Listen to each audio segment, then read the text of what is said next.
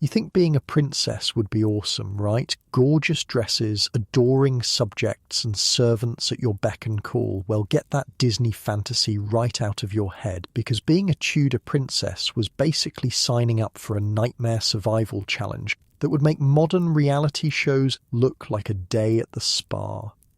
Imagine this. One day you're literally the most important child in England, your father's pearl of his world. The next, you're declared a bastard, stripped of your title and forced to become a servant to your baby half-sister, the daughter of the woman who destroyed your mother.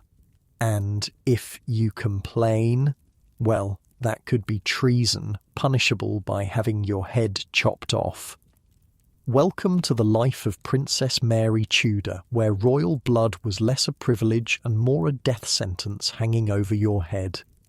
While modern teenagers might worry about social media likes, Tudor princesses Mary and Elizabeth worried about whether they'd survive the week, whether from disease, political schemes, or their own father's deadly temper. The sisters lived in a world where half of all children died before their 10th birthday, where even royalty could be executed on a whim, and where one wrong prayer could get you burned at the stake. Hey, quick thing before we start. If you actually listen to these regularly, hit like or subscribe. I always wonder where everyone's at, so comment your city and what time it is. Weird to think some of you are having breakfast in London while I'm recording this at night here in the States. Okay, tonight it's Tudor princesses. But wait, are you comfortable? No, really. Check. Pillows, blankets, the whole deal. Where we're going, you'll want to be settled.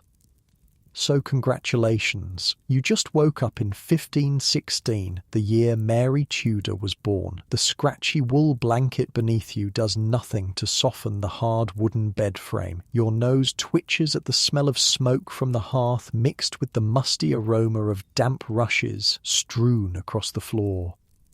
Outside, you hear the servants already bustling about.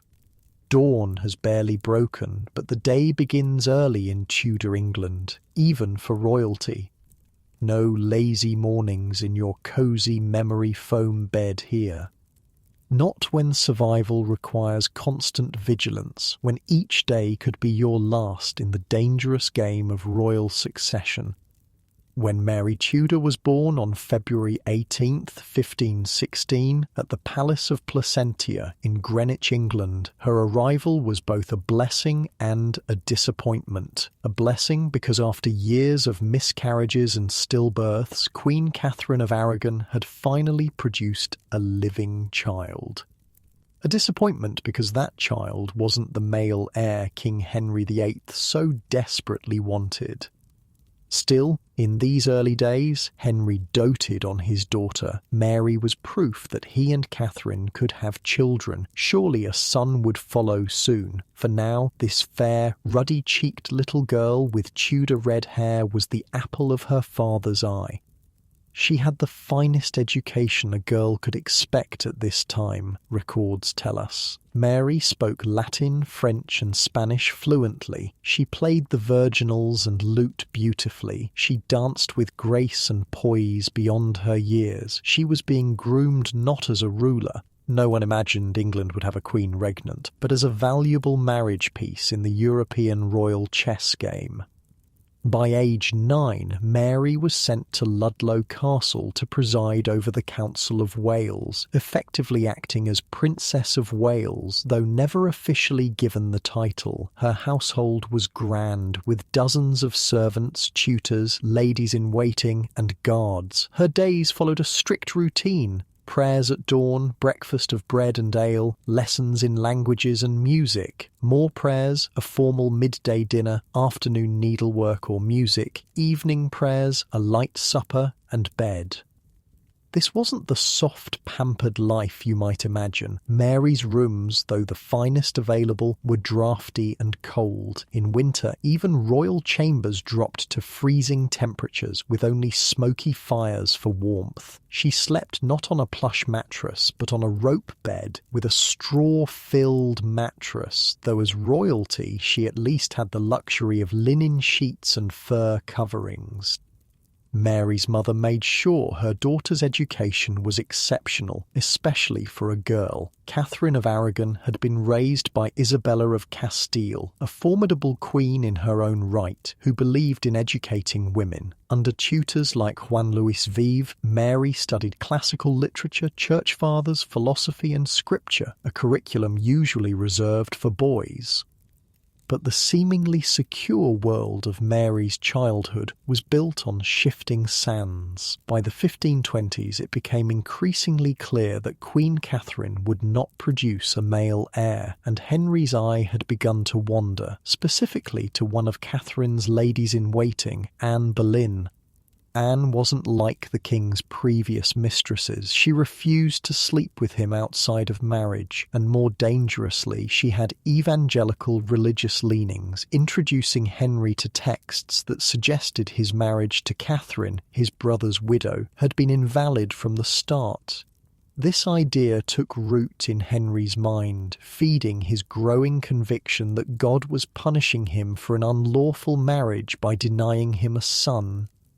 What followed was a slow-motion disaster for Mary. Her father's great matter, his quest for an annulment, dragged on for years. The Pope refused to invalidate the marriage. Henry, growing ever more desperate and tyrannical, eventually broke with Rome entirely, declared himself supreme head of the Church of England, and had his own newly appointed Archbishop of Canterbury, Thomas Cranmer, grant the annulment. In May 1533, Anne Boleyn was crowned queen. She was already pregnant. On September 7, 1533, she gave birth, not to the promised son, but to a daughter, Elizabeth. For Mary, now 17, the world collapsed. Her father declared her illegitimate, stripped her of her royal title, and removed her from the line of succession. She was no longer Princess Mary, but merely the Lady Mary, a humiliating demotion. Her household was dissolved, her loyal servants dismissed. But the cruelest blow was yet to come. Mary was sent to Hatfield House to join the household of her infant half-sister Elizabeth. Not as a sister, but as a lady-in-waiting, the once heir to the throne was now expected to serve the child who had replaced her. Mary refused to accept this new reality. She would not acknowledge Anne as queen or Elizabeth as princess. This defiance enraged Henry, who was becoming increasingly tyrannical as his reign progressed. The relationship between father and daughter deteriorated to the point where they didn't speak for 3 years. Under mounting pressure, Mary fell ill frequently. The royal physician attributed her ailments to ill treatment. She was kept under virtual house arrest, her movements restricted, isolated from friends and supporters. She was forbidden from seeing her mother, who had been banished to various damp, uncomfortable castles far from court.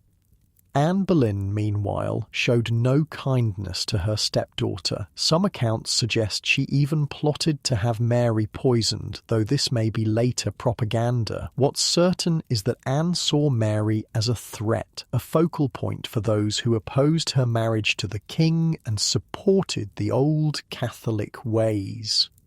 In January 1536, Catherine of Aragon died at Kimbolton Castle. Mary was inconsolable at the news, but was denied permission to attend her mother's funeral. She grieved alone at Hunsdon House, surrounded by spies who reported her every word and action to the king.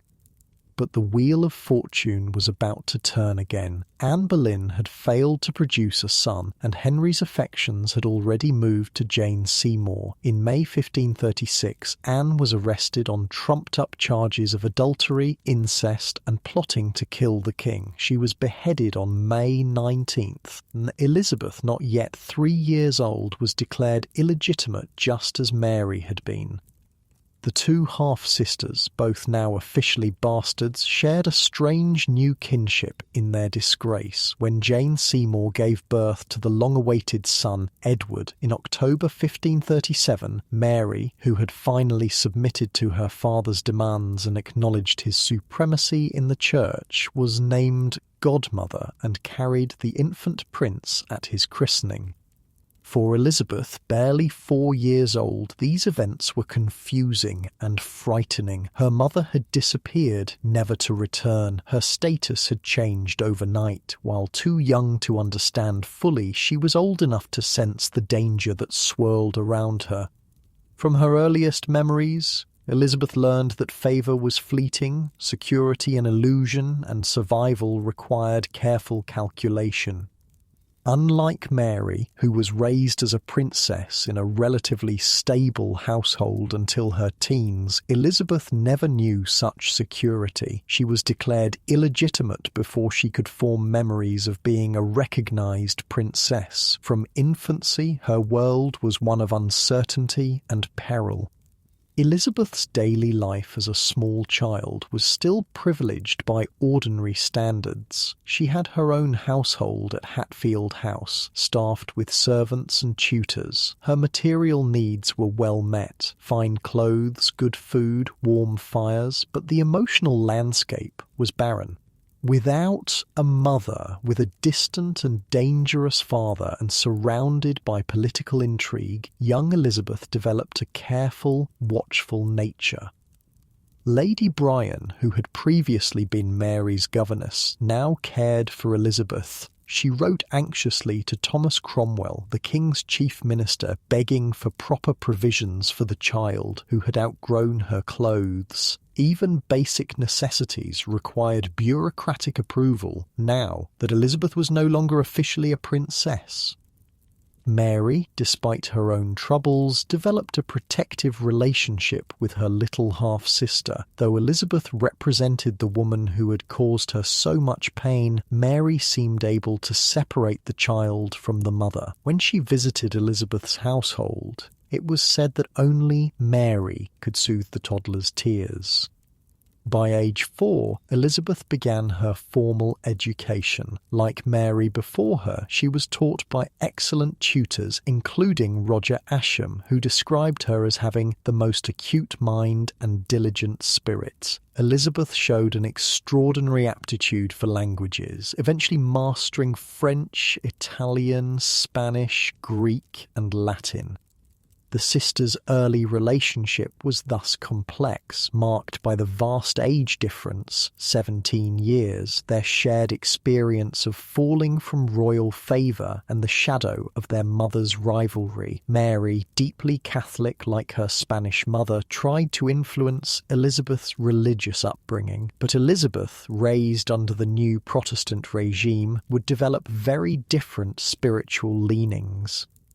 The physical conditions of their lives reflected the precarious nature of Tudor existence. Even royal residences were plagued by problems we would find intolerable today. Sanitation was primitive. Chamber pots and close stools, early versions of toilets, were emptied manually, often into rivers that also provided drinking water. Bathing was infrequent, though contrary to popular belief, Tudors did care about personal hygiene. They changed their linen garments regularly and washed faces and hands daily. Disease was a constant threat. The sweating sickness, malaria, then called ague, smallpox and tuberculosis, claimed lives at all levels of society. Infant and child mortality was devastatingly high. Medical treatments were based on the theory of 4 bodily humours and often involved bloodletting, purges and herbal remedies of questionable efficacy. Diet varied dramatically by social class. As royal children, Mary and Elizabeth ate well: fresh meat, beef, mutton, pork, game, fish, bread, cheese, eggs, and seasonal fruits and vegetables. They drank watered wine or ale, as water was, correctly, considered unsafe. But food safety was still a serious concern. Without refrigeration, meat and fish spoiled quickly. Food poisoning was common, sometimes fatal. The sisters' education included practical household management. Both were taught to oversee large domestic establishments, manage accounts, and supervise servants. They learned needlework, music, dancing, and riding, all essential accomplishments for Tudor ladies of rank. But more than anything, both Mary and Elizabeth learned early the harsh lesson of royal vulnerability. Their father had broken with centuries of tradition, changed England's religion, executed wives and nobles, and disinherited his own children, all in pursuit of dynastic security. Neither daughter could ever feel truly safe.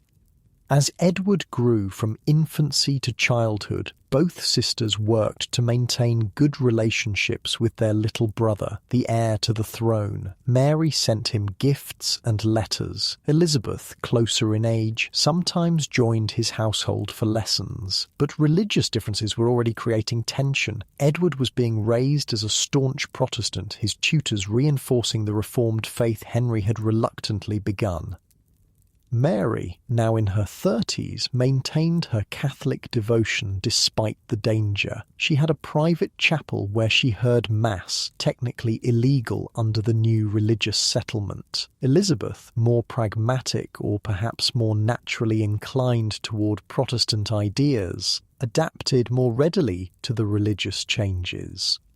In 1543, Henry married his sixth wife, Catherine Parr, a cultured, intelligent woman who worked to reunite the royal family. She persuaded Henry to pass the Third Succession Act, which restored Mary and Elizabeth to the line of succession, though they remained legally illegitimate. This gave the sisters some security, though their positions remained vulnerable to their father's whims. Mary, approaching 30, was still unmarried, unusual for a woman of her rank. Various marriage negotiations had fallen through over the years as her status rose and fell with her father's favour. She lived primarily away from court, managing her own household with the income from estates granted by the king. Elizabeth, now about 10 years old, joined Catherine Parr's household, where she received an exceptionally progressive education. Catherine supported female learning and surrounded herself with educated women. Elizabeth thrived in this environment, developing the formidable intellect that would later serve her so well as queen. The relative stability of these years ended with Henry VIII's death on January 28, 1547. Edward, not yet 10 years old, became King Edward VI. Real power lay with his uncle, Edward Seymour, Duke of Somerset, who became Lord Protector. For Mary, now 31, and Elizabeth 13, their brother's reign would bring new challenges, new dangers, and a deepening religious divide that would set the half-sisters on a collision course. But that story belongs to the coming twilight, as we continue our journey through the perilous, fascinating world of Tudor royal siblings, where being a princess was less a fairy tale and more a fight for survival. The January morning dawned bitterly cold as messengers raced through the frost-covered countryside. King Henry VIII was dead. The mighty Tudor monarch who had broken with Rome, married 6 women, and reshaped England forever had finally succumbed to his failing health on January 28, 1547. For his daughters Mary and Elizabeth, this news brought a complex mix of grief, anxiety, and possibility. The new king, 9-year-old Edward VI, was barely old enough to dress himself, let alone rule a kingdom. Real power immediately fell to his maternal uncle, Edward Seymour, who promptly had himself named Lord Protector and Duke of Somerset. The political landscape shifted overnight, and with it the precarious positions of the 2 Tudor princesses. Mary, now 31, received the news at her estate of Hunsdon. She would have known what was coming next, a religious revolution. Edward had been raised by fiercely Protestant tutors who had instilled in him a zealous commitment to reform. Mary's private Catholic worship, barely tolerated under her father, would now become a dangerous liability. Elizabeth, just 13, was staying with her stepmother Catherine Parr when her father died. The teenage princess dropped to her knees and wept upon hearing the news. But unlike Mary, Elizabeth had been raised in the Reformed faith. The religious changes to come wouldn't challenge her conscience, though they would soon present other dangers. Both princesses attended their brother's coronation in February, a lavish spectacle where the small boy disappeared beneath heavy robes and an oversized crown. Mary, as the eldest, took precedence, riding through London in a crimson velvet litter. Elizabeth followed in her own procession. The sisters presented a united front to the public, though privately their different religious convictions were already pulling them apart.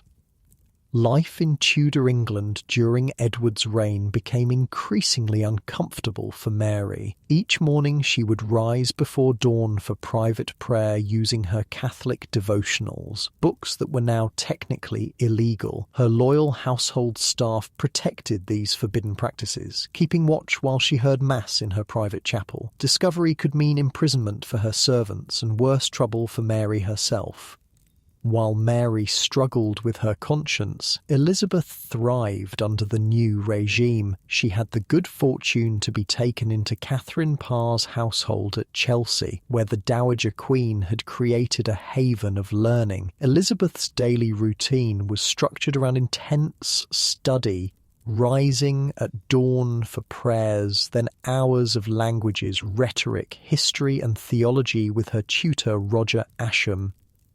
The physical conditions of aristocratic Tudor households remained challenging, even for princesses. Winter mornings meant waking in freezing rooms where servants would hurry to light fires. Water in basins might be crusted with ice. Unlike most ordinary people who slept on straw pallets on the floor, the princesses had proper beds with feather mattresses on rope supports that needed regular tightening, the origin of sleep tight. But even royal beds harboured fleas and bedbugs, leading to the familiar ending, "Don't let the bedbugs bite." "When I call her at her book," wrote Roger Ascham of Elizabeth, "she is loath to leave her study." The princess would often read by candlelight until late, straining her eyes but feeding her hungry mind. This studiousness wasn't just academic passion, it was survival strategy. In Tudor England, especially for royal women, intelligence was armour. Mary's education had been equally rigorous in her youth, but now her focus was on maintaining her religious practices while navigating the increasingly Protestant court. Her days included not just prayers but management of her substantial household, overseeing accounts, settling disputes among servants, responding to petitions from tenants on her lands. The sisters' lifestyles had much in common despite their differences. Meals followed similar patterns in both households. Breakfast was simple, perhaps bread with butter and ale. The main meal came at midday, what they called dinner, with multiple dishes served for aristocratic tables. Evening supper was lighter. The princesses would have eaten from pewter plates with knives and spoons. Forks were still considered an exotic Italian affectation. They wiped their hands on linen napkins and used trenchers, stale bread plates, to soak up sauces. While Mary and Elizabeth's positions seemed secure under Edward's reign, the religious tension between them grew. Somerset's Protestant reforms accelerated rapidly. Latin Mass was abolished. Church walls were whitewashed, covering centuries of colourful paintings. Stained glass windows were smashed. Religious statues were pulled down. For Mary, this destruction of sacred objects was sacrilege. For many ordinary people, it was bewildering and frightening. Mary refused to comply with the new religious laws. She wrote to her brother, appealing to family loyalty. "I appeal to your Majesty's own nature, whether it be seemly that I, your Majesty's humble sister, should be forced in matters of religion against my conscience." Edward, however, was developing strong religious convictions of his own. At 11 years old, he wrote back coldly that her fault is the greater because she ought to know better. Elizabeth took a different approach. While she had been raised Protestant, she understood the danger of rigid positions in Tudor England. She became adept at presenting herself as religiously conforming while keeping her personal beliefs private, a strategy that would serve her well throughout her life. Unlike Mary, who couldn't bear to betray her Catholic faith, Elizabeth was pragmatic to her core. By 1549, tensions had escalated. The Privy Council, Edward's governing body, tried to bully Mary into religious compliance by arresting her chaplains. Mary stood firm even as her household was picked apart. She wrote to her cousin, Holy Roman Emperor Charles V, begging for intervention. Charles threatened war if Mary couldn't worship as she pleased. Faced with this international pressure, the council reluctantly backed down. While Mary battled openly, Elizabeth watched and learned. She had seen the downfall of Edward's first protector, Somerset, replaced by the more dangerous John Dudley, Duke of Northumberland. She observed how Northumberland systematically removed potential rivals, consolidating power around himself and the young king. When Catherine Parr died in childbirth in 1548, Elizabeth lost her most powerful protector. Worse followed. Thomas Seymour, Catherine's husband and Edward's uncle, had been behaving inappropriately with teenage Elizabeth while his wife was pregnant. After Catherine's death, he plotted to marry Elizabeth and seize power. The scandal engulfed Elizabeth, who was interrogated for days about her relationship with Seymour. Though she maintained her innocence with remarkable composure for a 15-year-old, the experience was traumatic. The Seymour affair taught Elizabeth a harsh lesson about vulnerability. She wrote to her brother's council, "I am more bound to your honours for your protection than for all the world besides, and have no hope but in God and you." She crafted this carefully, presenting herself as dependent on their goodwill while subtly reminding them of her royal status. Daily survival in Tudor England wasn't just about political manoeuvring. Disease remained a constant threat. The sweating sickness that had periodically ravaged England since 1485 could kill within hours. Smallpox left survivors scarred for life if they were lucky enough to survive. Even minor ailments could turn deadly without effective medicine. Tudor medicine combined herbal remedies, prayer, and dangerous practices like bloodletting. Physicians believed illness resulted from imbalanced humours, blood, phlegm, black bile, and yellow bile. Treatments aimed to restore balance, often through painful purges. For toothaches, they might use cloves or honey mixed with wine. For headaches, lavender or rosemary. More serious conditions received more desperate remedies.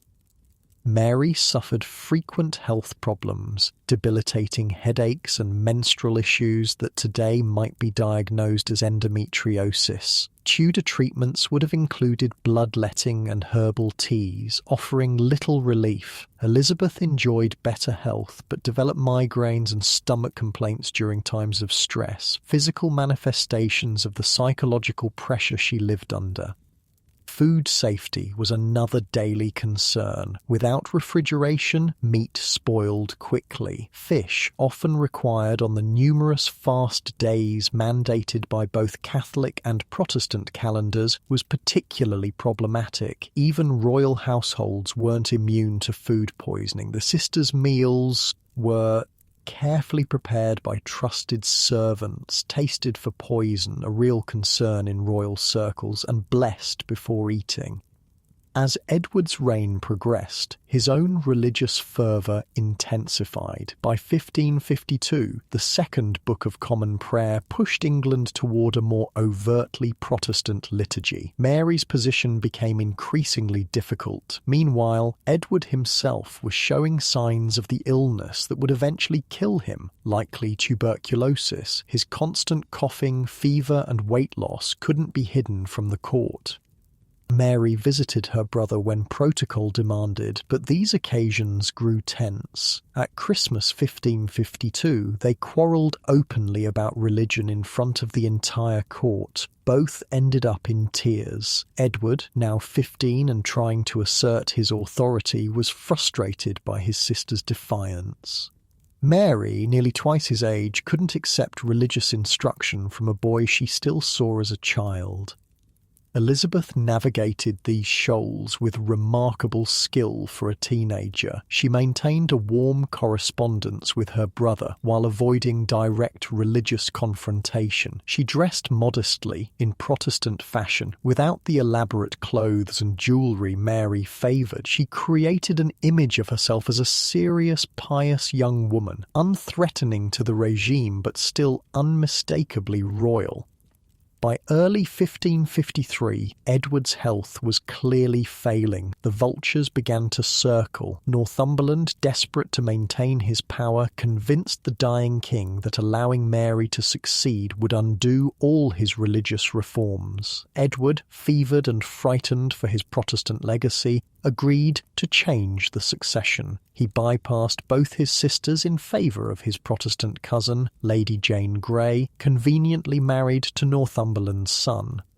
This device for the succession was legally dubious at best. It contradicted Henry VIII's will and the Third Succession Act of 1544, which had restored Mary and Elizabeth to the line of succession. But Edward was king, and in Tudor England the monarch's word was law, at least while they lived.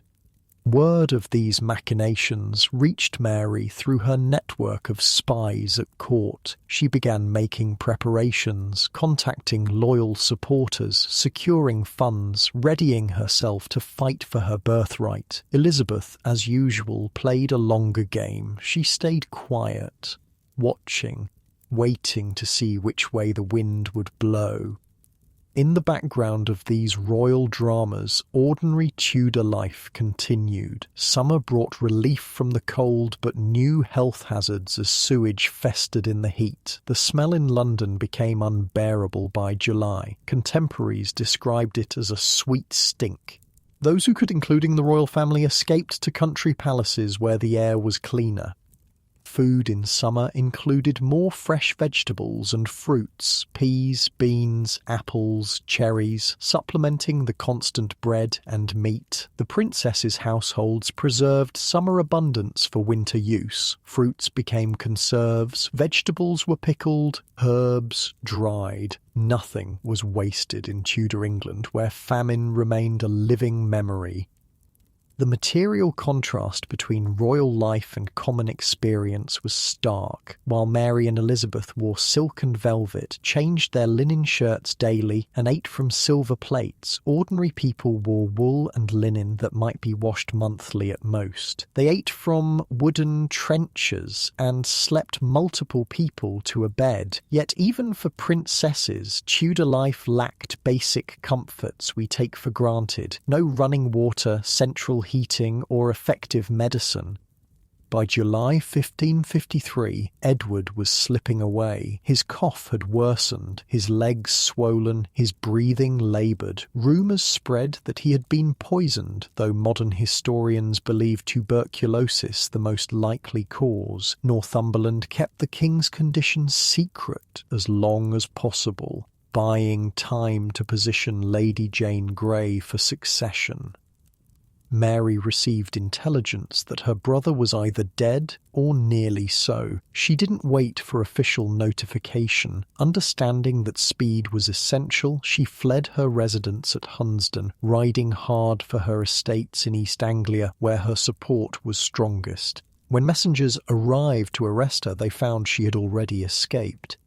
Elizabeth, meanwhile, pleaded illness and remained at her house at Hatfield. This calculated move kept her from being associated with either Mary or Lady Jane Grey. At 19, she had learned when action was needed and when patience served better. With Mary and Northumberland headed for confrontation, Elizabeth kept her options open. On July 10th, 1553, Edward VI died at Greenwich Palace. Northumberland kept the death secret for 3 days, while Lady Jane Grey was brought to the Tower of London and proclaimed Queen. Jane, a brilliant, devout 16-year-old, was as much a pawn as a player in this power grab. She reportedly accepted the crown with reluctance, fainting when first presented with royal robes. Meanwhile, Mary had reached her castle at Framlingham in Suffolk and raised her standard as rightful queen. Support flooded in from Catholics, Conservatives, and those who simply believed in legitimate succession regardless of religion. Common people who had never met Mary rallied to her cause. The daughter of Henry VIII and Catherine of Aragon, a true Tudor by blood. For Mary and Elizabeth, Edward's death marked the end of one chapter and the beginning of another, one that would test their relationship to its limits. The cautious sisterly bond they had maintained despite religious differences would soon face its greatest challenge. The elder princess was about to become England's first undisputed queen regnant, while the younger would have to navigate the most dangerous waters yet. The story of their changing fortunes from princesses to queen and heir would reshape not just their own lives but the future of England itself. The summer air hung heavy with dust as riders thundered along England's rutted roads. Messages flew between towns and villages, noble houses and humble farms. Edward was dead. Lady Jane Grey had been proclaimed queen, but Mary Tudor, the late king's half-sister, had raised her standard at Framlingham Castle, declaring herself the rightful monarch. Ordinary people made extraordinary choices in those July days of 1553. Farmers left fields mid-harvest. Townsmen armed themselves with whatever weapons they could find. Women packed food for husbands and sons heading to join Mary's growing army. This wasn't just about religion or politics. It was about what felt right. The daughter of Henry VIII deserved the crown, not the granddaughter of Henry's sister in a transparent power grab by the Duke of Northumberland. In her stronghold at Framlingham, Mary received a stream of nobles and gentry arriving to pledge support. Her household had swelled from a few dozen loyal servants to thousands of armed men. For the first time in her life, the cautious, dutiful princess was taking a tremendous risk. She had declared herself queen without waiting for official proclamation. If she failed, it would mean the executioner's axe. "I will put down that wretch Jane and her party," Mary promised her supporters. The soft-spoken, pious woman had found an iron core when pushed to extremes. She issued proclamations in her own name, appointed officers, and prepared for civil war if necessary. Meanwhile, Elizabeth remained at her house at Hatfield, supposedly too ill to travel. This convenient illness kept her from having to declare for either Mary or Jane. Smart move for a 19-year-old who had grown up watching royal favour shift like quicksand. When pressed, she sent a non-committal message to Mary expressing hopes for her good success in all your affairs. Notice she didn't actually acknowledge Mary as queen. Elizabeth was nothing if not careful. In London, support for Queen Jane crumbled almost immediately. The merchants closed their shops. The people refused to cheer for her. Northumberland couldn't raise an adequate army because ordinary citizens wouldn't fight against Henry VIII's daughter. Even the weather seemed to turn against Jane. A thunderstorm was seen as divine disapproval of her proclamation.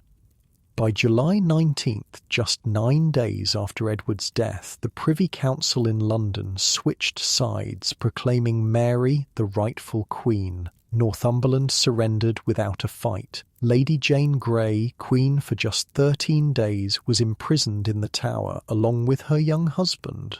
Mary rode toward London in triumph, her supporters swelling to nearly 30,000 by the time she reached the city. Now it was Elizabeth's turn to make her move. The strategic illness miraculously cured, she gathered 1,000 horsemen, an impressive show of force, and rode to meet her sister outside London. On July 29th, the princesses made their formal entry into the capital together, presenting a powerful image of Tudor unity. Elizabeth, dressed in simple elegance, kept slightly behind her elder sister. Mary, garbed in rich velvet and wearing her mother's Spanish jewels, looked every inch a queen. The contrast between them was striking. The 37-year-old Mary short and increasingly stout. The 19-year-old Elizabeth tall and slender with her father's red gold hair. But for this moment, they were united as Tudor sisters claiming their birthright. Mary's coronation on October 1st, 1553, was a magnificent spectacle, the first coronation of an undisputed queen regnant in English history. Elizabeth played her part perfectly, carrying the crown during the procession. The sisters seemed to have reached a genuine reconciliation. Mary appointed Elizabeth heir presumptive and granted her precedence over all other ladies at court. But the honeymoon period wouldn't last. Mary was determined to restore Catholicism in England, while Elizabeth had been raised in the Reformed faith. Though the younger sister attended Mass with appropriate outward reverence, she remained Protestant at heart, and Mary knew it. Daily life at Mary's court followed ancient traditions. The Queen rose early for prayers, attended Mass, then dealt with state business. Meals were formal affairs with elaborate ceremony. Mary, despite her power, maintained traditional feminine occupations. She was an accomplished embroiderer and musician. Her Spanish mother had taught her that a woman could be both powerful and traditionally feminine. Court living arrangements reflected strict hierarchy. Mary had the best chambers with private withdrawing rooms. Elizabeth, as heir presumptive, had impressive accommodations but less privacy. Ladies-in-waiting slept in the Queen's chamber or antechamber, sometimes on trundle beds pulled out at night. Even royalty rarely slept alone. Attendants were always within call. Health concerns remained constant. The Thames, London's main water source, was also its main sewer. Water was unsafe to drink, so everyone, from queen to commoner, drank ale or wine instead. Royal households had food tasters to check for poison, but they couldn't protect against the general bacterial hazards of Tudor cuisine. Stomach complaints were chronic, especially in summer when food spoiled quickly. Hygiene practices weren't as primitive as we might imagine. Both Mary and Elizabeth changed their linen undergarments daily. They washed faces and hands regularly and used cloths dampened with scented waters to refresh themselves. Full immersion baths were rare, but dry cleaning methods kept outer garments reasonably fresh, brushing, airing, and exposure to herbs and smoke.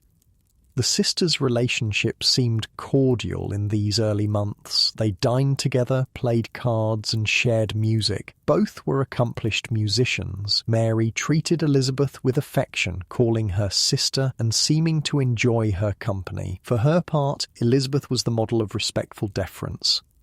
Behind this harmonious facade, however, religious tensions simmered. Parliament repealed Edward's Protestant legislation. The Latin Mass returned. Married priests were ordered to leave their wives. Each change tightened the knot of anxiety for Elizabeth and other Protestants. In the broader country, these religious shifts created deep uncertainty. Ordinary people had lived through Henry's break with Rome, Edward's Protestant reforms, and now Mary's Catholic restoration, all within 20 years. Many simply adapted outwardly while keeping their true beliefs private. Others held firm to their convictions despite the risks. For Tudor people, religion wasn't just about Sunday worship. It permeated every aspect of daily life. Prayer marked the hours. Religious holidays structured the year. Saints' days determined when you worked and when you rested. Even eating patterns followed religious rules. Fast days prohibited meat but allowed fish, creating the rhythm of Tudor meals. The physical environment reflected these religious changes. Church interiors transformed repeatedly, rich with images and incense under Catholicism, austere and whitewashed under Protestantism. Mary ordered the restoration of altars, statues, and ritual objects. Parish churches scrambled to comply, digging up hidden treasures or commissioning new ones at great expense. While these religious matters occupied Mary's government, ordinary Tudor life continued. Women rose before dawn to light fires and begin household tasks. Men worked in fields, workshops, or counting houses depending on their station. Children helped from an early age. Tudor childhood was brief, with adult responsibilities beginning around age 7 for all but the nobility. Food remained central to daily survival. Bread formed the foundation of every meal. A working man might consume 2 pounds of bread daily, accompanied by cheese, ale, and seasonal vegetables. Meat appeared more frequently on Tudor tables than in earlier centuries, but quality varied dramatically by social class. The royal household consumed vast quantities of meat. Records show Mary's court required 1,240 oxen, 8,200 sheep, 2,330 deer, 760 calves, and 1,270 pigs annually, not counting poultry and fish. For most Tudor people, warmth and light were precious commodities. Winter days meant working by whatever natural light filtered through small windows, with perhaps a few precious candles for essential tasks after dark. Only the royal court and wealthy households could afford the extravagance of numerous candles and roaring fires in multiple rooms.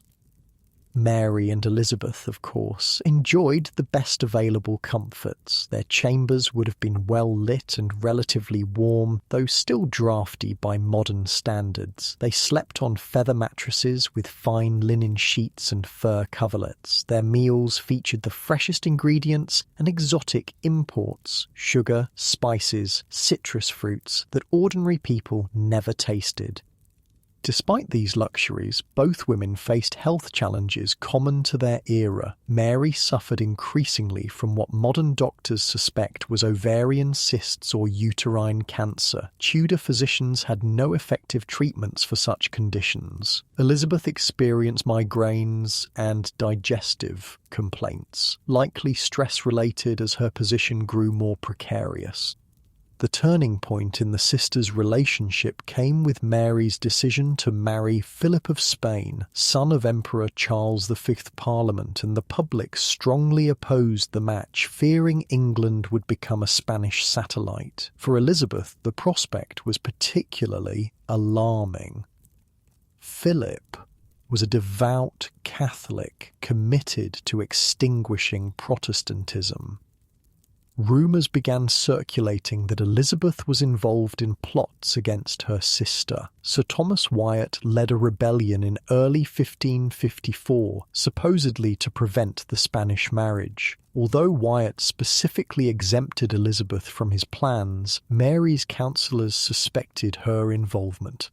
When the rebellion was crushed, Elizabeth was summoned to court to answer questions.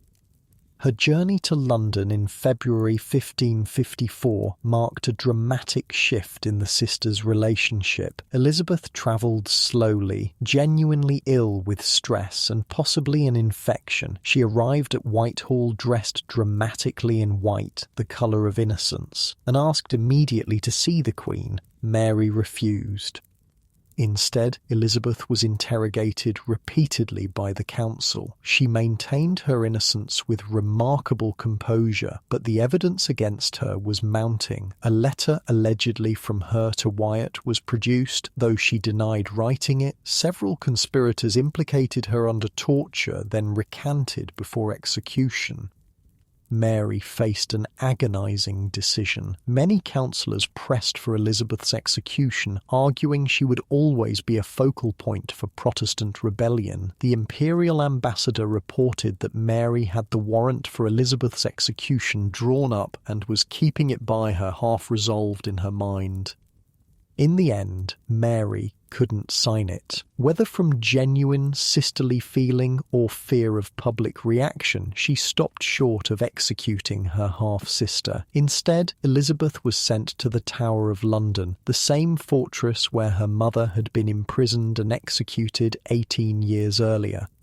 Elizabeth's entry to the Tower on Palm Sunday 1554 was deliberately humiliating. Instead of using the private royal entrance, she was forced to enter through the Traitor's Gate, where the Thames water lapped at the stairs. Rain poured down as she sat on the cold stone steps, reportedly declaring, "Here landeth as true a subject being prisoner as ever landed at these stairs."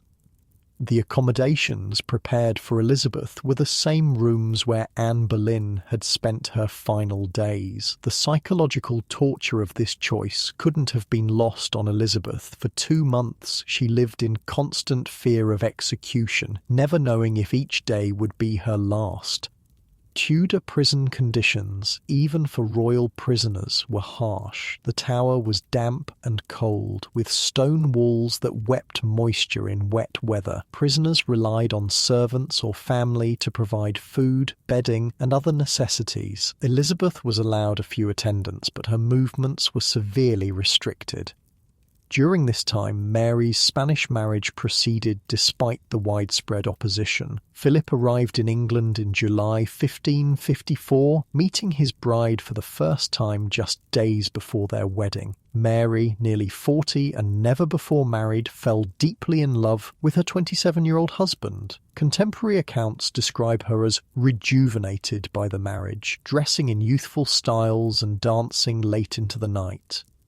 By May 1554, Mary had decided that keeping Elizabeth in the Tower was too dangerous. Her popularity was growing as people sympathised with her plight. The Queen transferred her sister to Woodstock Palace in Oxfordshire, where she remained under house arrest. Her jailer, Sir Henry Bedingfield, maintained strict surveillance. Elizabeth was allowed to walk in the gardens, but never alone, and her correspondence was monitored. Life under house arrest had its own challenges. Elizabeth's household was severely restricted. Just a few trusted servants remained with her. Her movements were constantly watched. She had limited access to books and visitors, yet she maintained her dignity and cultivated the loyalty of her small staff. To pass the long hours, Elizabeth read when permitted and worked on embroidery, a traditional feminine occupation that couldn't possibly seem threatening to her captors. She reportedly embroidered phrases in Latin and Greek into her needlework, demonstrating her learning even in confinement.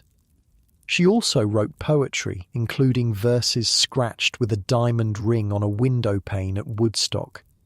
"Much suspected by me, nothing proved can be," quoth Elizabeth prisoner. Meanwhile, Mary's government proceeded with Catholic restoration. Parliament repealed all religious legislation passed under Henry VIII and Edward VI. Cardinal Reginald Pole returned to England as papal legate, formally reconciling the country with Rome in November 1554. The heresy laws were revived, setting the stage for religious persecution. In early 1555, the burning of Protestant heretics began. First to die was John Rogers, followed by Bishop John Hooper, and eventually more prominent Protestant leaders including Hugh Latimer and Nicholas Ridley. These executions horrified many English people, even those who supported Catholic restoration. The sight of men and women burning while still alive, sometimes taking up to half an hour to die, was sickening even by Tudor standards. For Elizabeth, news of these burnings must have intensified her fear. Though high rank might protect her from such a public death, her Protestant faith put her in the same category as those dying at Smithfield. She attended Mass and outwardly conformed, but few believed her conversion genuine. By April 1555, Mary believed herself pregnant, the answer to her prayers for a Catholic succession. Overjoyed, she prepared for the birth expected in early summer. As her pregnancy progressed, pressure on Elizabeth eased. The birth of a child would push Elizabeth further from the throne, making her less of a threat. Mary relaxed the conditions of Elizabeth's confinement, eventually allowing her to return to court in April 1555. The sisters' reunion was cool but correct. Elizabeth knelt before Mary, who raised her up and kissed her. Philip, pragmatic despite his Catholicism, advocated for better treatment of Elizabeth. He recognised she remained popular with the English people.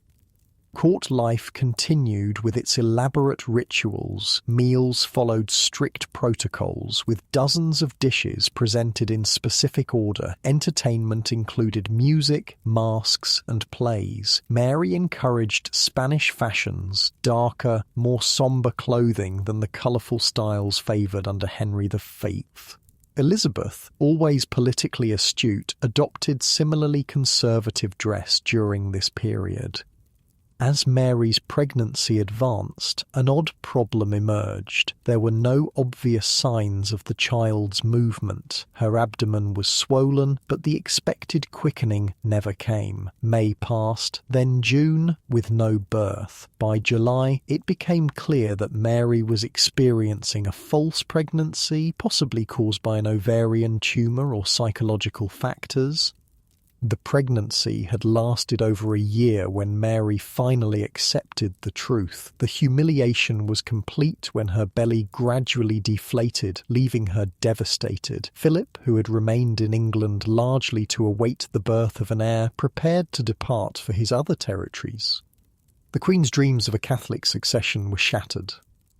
With Mary's phantom pregnancy ended and Philip departing England, Elizabeth's position improved dramatically. The Queen, though heartbroken, couldn't bring herself to take harsh measures against her sister without Philip's support. Elizabeth was allowed to retire to her own estates, where she gathered a household of loyal supporters and bided her time. By autumn 1555, Elizabeth had established herself at Hatfield House, maintaining a deliberate distance from court politics. She focused on creating an image of Protestant virtue, modest dress, serious study, and impeccable morals. She refused all discussion of marriage, though suitors continued to present themselves. The religious atmosphere in England grew increasingly tense as Mary's persecution of Protestants continued. Nearly 300 people would eventually die for their faith during her reign. These martyrdoms created powerful symbols for the Protestant cause. Fox's Book of Martyrs, published after Mary's death, would burn these stories into English consciousness for generations. For ordinary Tudor people, survival amid these religious shifts required careful navigation. Many practiced church papistry, outward conformity to official religion while maintaining private beliefs. Others fled abroad, establishing Protestant communities in Geneva, Frankfurt, and other continental cities. Those who couldn't flee or conform faced terrible choices.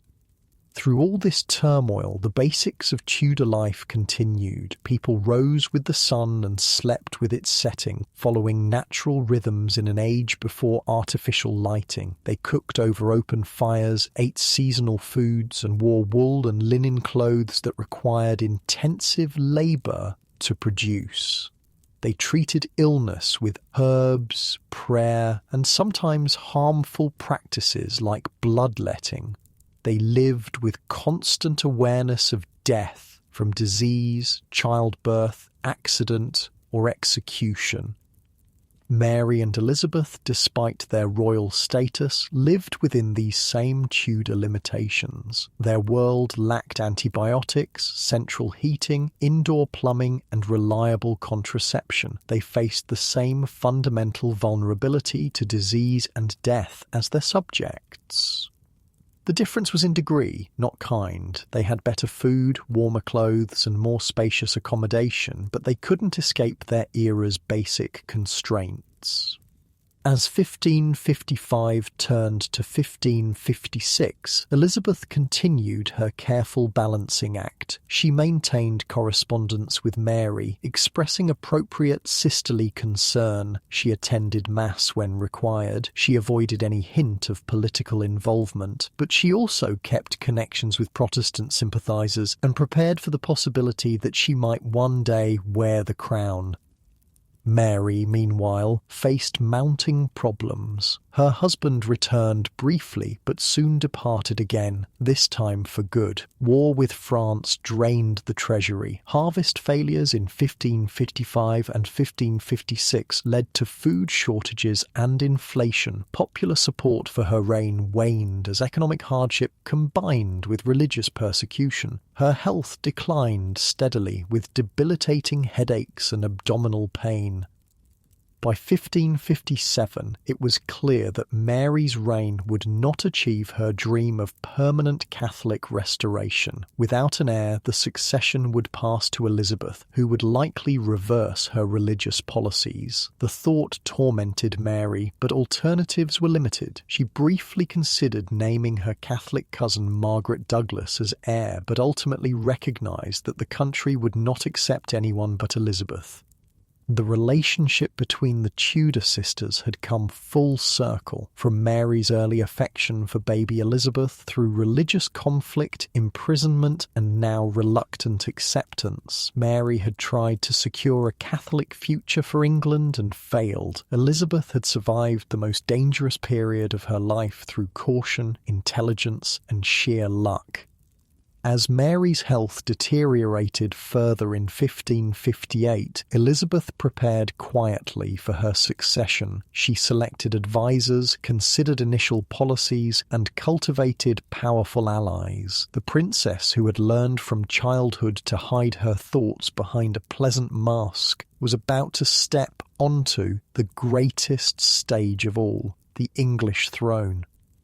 The autumn of 1555 brought chill winds and uncertainties to England. Queen Mary I, once so hopeful about her pregnancy, now faced the bitter reality that there would be no child. Her Spanish husband Philip had departed for his continental territories, promising to return, but leaving Mary bereft and increasingly isolated. For Elizabeth, this shifting landscape offered both opportunity and danger.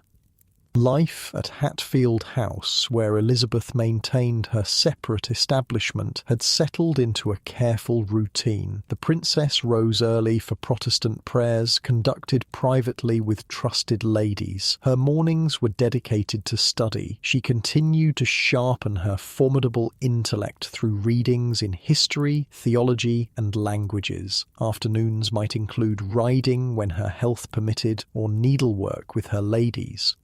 Evenings brought music, quiet conversation, and early retirement. This seemingly peaceful existence masked constant vigilance. Elizabeth's household was infiltrated with Mary's spies, reporting any hint of religious nonconformity or political plotting. The princess lived knowing that a careless word could mean a return to the Tower. She developed the ability to speak at length while saying nothing definitive, a skill that would serve her well as queen. I have heard that an Italian, when asked how he planned to carry himself in England, replied cunningly and quietly, wrote William Cecil, one of Elizabeth's advisers. The princess has chosen to follow this course. Indeed, Elizabeth mastered the art of ambiguity, attending Catholic Mass when necessary, but pleading illness when possible, expressing loyalty to Mary while maintaining connections with Protestant sympathisers. Mary's court offered stark contrast to Elizabeth's careful restraint. The Queen, trying to fill the void left by Philip's absence, threw herself into the religious restoration with increasing fervour. Her mornings began with lengthy Catholic devotions, her days filled with council meetings focused on eliminating heresy. Mary personally reviewed the cases of prominent Protestants, authorising execution when they refused to recant.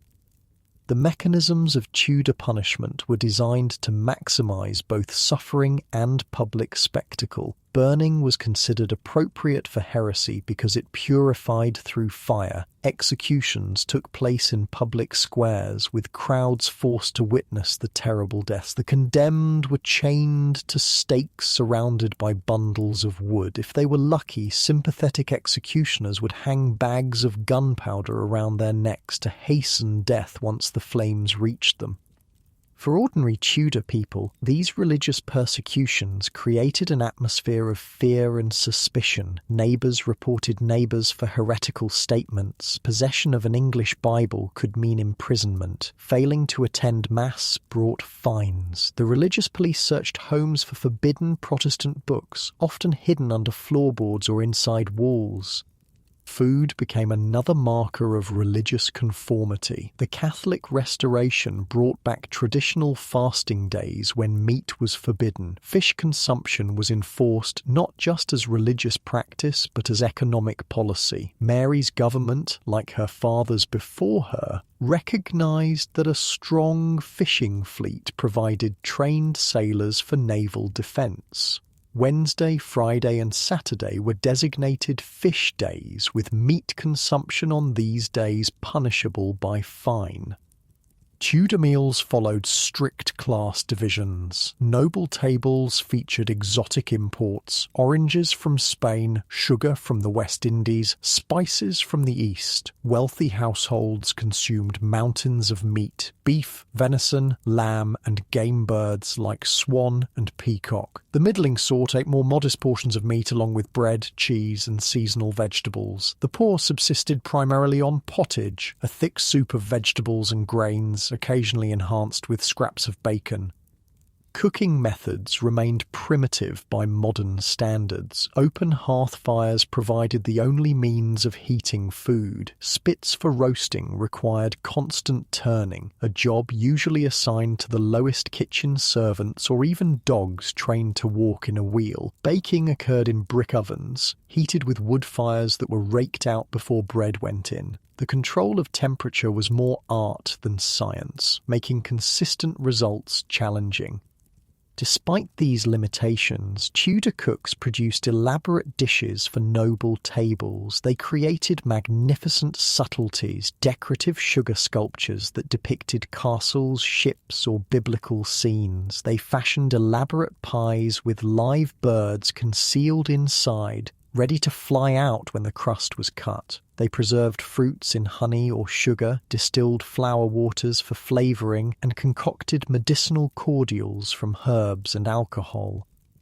Maintaining health remained a constant struggle in Tudor England. Medical knowledge was a peculiar mix of practical herbalism, astrological theory, and religious belief. The body was thought to contain 4 humours: blood, phlegm, black bile, and yellow bile, that needed to remain in balance. Illness resulted from imbalance, treated through diet, bloodletting, purging, or applications of herbal remedies. Mary's deteriorating health defied these treatments. Her symptoms, severe headaches, vision disturbances, and abdominal pain, worsened throughout 1556 and 1557. Modern doctors suspect she suffered from ovarian cysts or uterine cancer, conditions Tudor physicians couldn't diagnose or treat effectively. The Queen's physical suffering added to her increasingly melancholic outlook. Elizabeth too experienced health challenges during this period. She suffered from migraines, digestive complaints, and occasional severe illnesses that may have been influenza or other infections. Tudor medicine offered little effective relief. Even royal patients endured treatments that often made them worse. Mercury for skin conditions, lead compounds for cosmetics, and powerful purgatives that caused dehydration. Hygiene practices, while better than commonly portrayed, remained basic. Both Mary and Elizabeth would have used linen cloths moistened with scented waters to clean their skin. They changed their linen undergarments daily, cleanliness indicated by fresh white cloth against the skin rather than full-body bathing. Their outer garments of silk, velvet, and wool were rarely washed but instead aired, brushed, and treated with herbs to discourage pests. The physical environment of Tudor royal residences combined grandeur and discomfort. Palaces featured magnificent great halls and presence chambers, but lacked basic amenities. Draughty corridors connected rooms heated inadequately by fireplaces. Windows, while increasingly made of glass rather than oiled cloth, provided minimal insulation against winter cold. Royal chambers were hung with tapestries and furnished with carpets not just for decoration but for essential warmth. Sanitation remained primitive. Even royal residences used simple chamber pots emptied by servants or garderobes, primitive toilets that emptied directly into cesspits or moats. The smell in densely populated areas became overwhelming, particularly in summer. Sewage, contaminated water supplies contributing to outbreaks of dysentery and other diseases. The wealthy, including Mary and Elizabeth, drank primarily ale, wine, or hippocras, spiced wine, rather than water. While Mary and Elizabeth occupied the pinnacle of Tudor society, they experienced the same environmental limitations as their subjects, though with better protection. Winter days were marked by chilblains, summer by insect bites. Neither queen nor princess could escape the realities of Tudor medicine, hygiene, or climate. The personal tension between the sisters intensified as Mary's reign progressed. In 1556, a new conspiracy emerged, the Dudley conspiracy, led by Henry Dudley, a relation of the executed Northumberland. Once again, investigations led to questions about Elizabeth's involvement. Though no direct evidence linked her to the plot, Mary's suspicions deepened. Each conspiracy reinforced Mary's conviction that Elizabeth represented an existential threat to Catholic restoration, yet she remained unwilling or unable to take the final step of executing her sister. This hesitation wasn't necessarily from sisterly affection, more likely practical recognition that Elizabeth's death might trigger rebellion. The princess had become a powerful symbol for those hoping for religious change. Philip's brief return to England in March 1557 temporarily improved relations between the sisters. The King of Spain, ever pragmatic, recognised Elizabeth's popularity and advised Mary to treat her with respect. During his visit, Elizabeth was invited to court and received with appropriate ceremony. Philip even arranged for Mary to provide Elizabeth with new clothing and jewels, enhancing her royal appearance. This thaw proved short-lived. Philip's real purpose in visiting England was to draw the country into his war with France. Mary eagerly agreed, desperate to please her husband and secure his longer stay. The decision proved disastrous. England lacked resources for a major continental conflict, and the war quickly drained the already depleted treasury. Worse followed in July 1557, when English forces joined Spanish troops in the Battle of St. Quentin. The Allied forces won, but England gained nothing from the victory. Philip returned to Spain, leaving Mary to manage the increasingly unpopular war. By January 1558, disaster struck. English forces lost Calais, the last English possession in France held since the 100 Years' War. The loss of Calais devastated English pride and Mary's reputation. "When I am dead and opened," the Queen reportedly said, "you shall find Calais lying in my heart." Public opinion turned sharply against the Spanish marriage that had brought war without benefit. Anti-Spanish sentiment grew, with people blaming foreign influence for England's troubles. Throughout these political upheavals, daily Tudor life continued with its seasonal rhythms. Spring brought relief from winter's hardships, but new agricultural demands. Summer meant intensive work in fields and gardens, preserving food for winter. Autumn brought harvest and slaughter time. Animals that couldn't be fed through winter were killed and their meat preserved by salting or smoking. Winter meant indoor work by firelight, spinning, weaving, and repairing tools.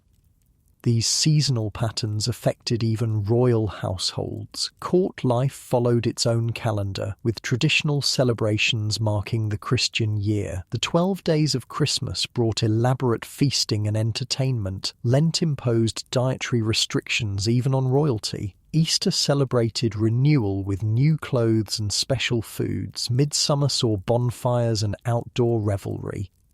For Mary and Elizabeth, these traditions carried both religious and political significance. Mary enthusiastically restored Catholic holy days, eliminated under Edward, including elaborate processions for Corpus Christi. Elizabeth participated when required, but maintained Protestant skepticism about what she considered excessive ceremony.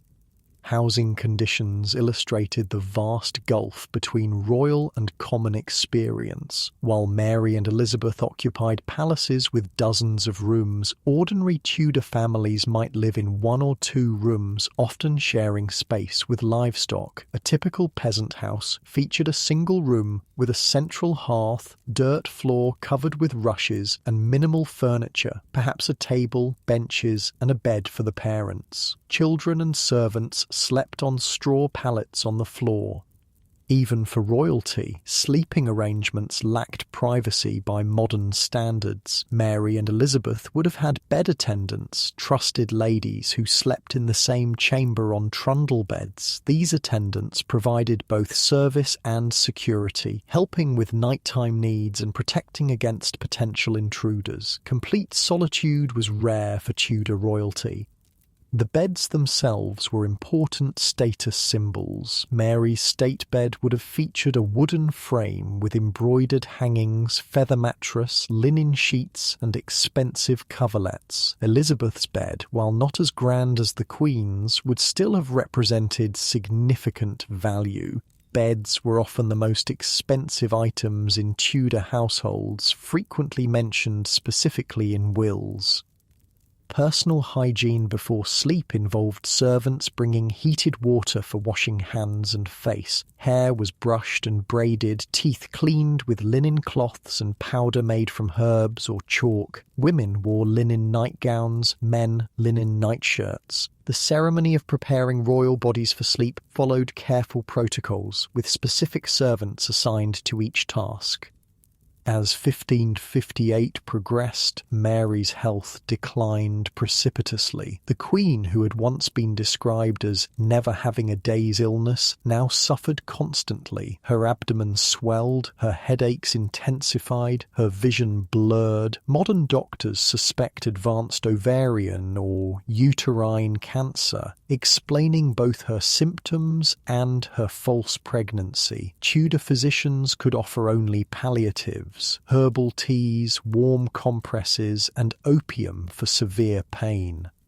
In August 1558, an influenza epidemic swept England, further weakening the already ill Queen. By October, it was clear that Mary was dying. Reluctantly, she recognised the inevitable. Elizabeth would succeed her. The Queen sent her sister the royal jewels as a gesture of reconciliation and acknowledgement of the succession. Elizabeth, still at Hatfield, prepared carefully for what seemed imminent, her accession to the throne. She selected key advisers, including William Cecil, who would become her principal secretary. She drafted initial proclamations and considered immediate priorities. Yet she maintained careful distance from any appearance of eagerness for her sister's death.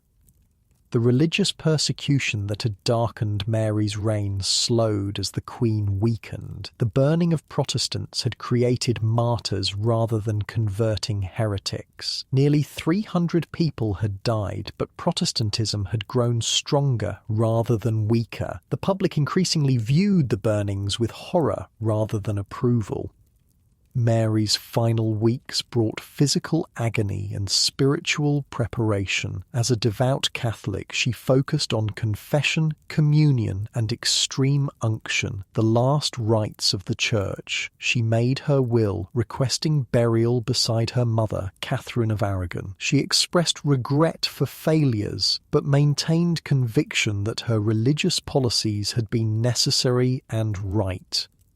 For Elizabeth, these final weeks brought both anticipation and danger. Until Mary actually died, the princess remained vulnerable to last-minute changes in the succession or even arrest. She maintained strict control over her household, allowing no premature celebration or political activity that might be reported to Mary's council.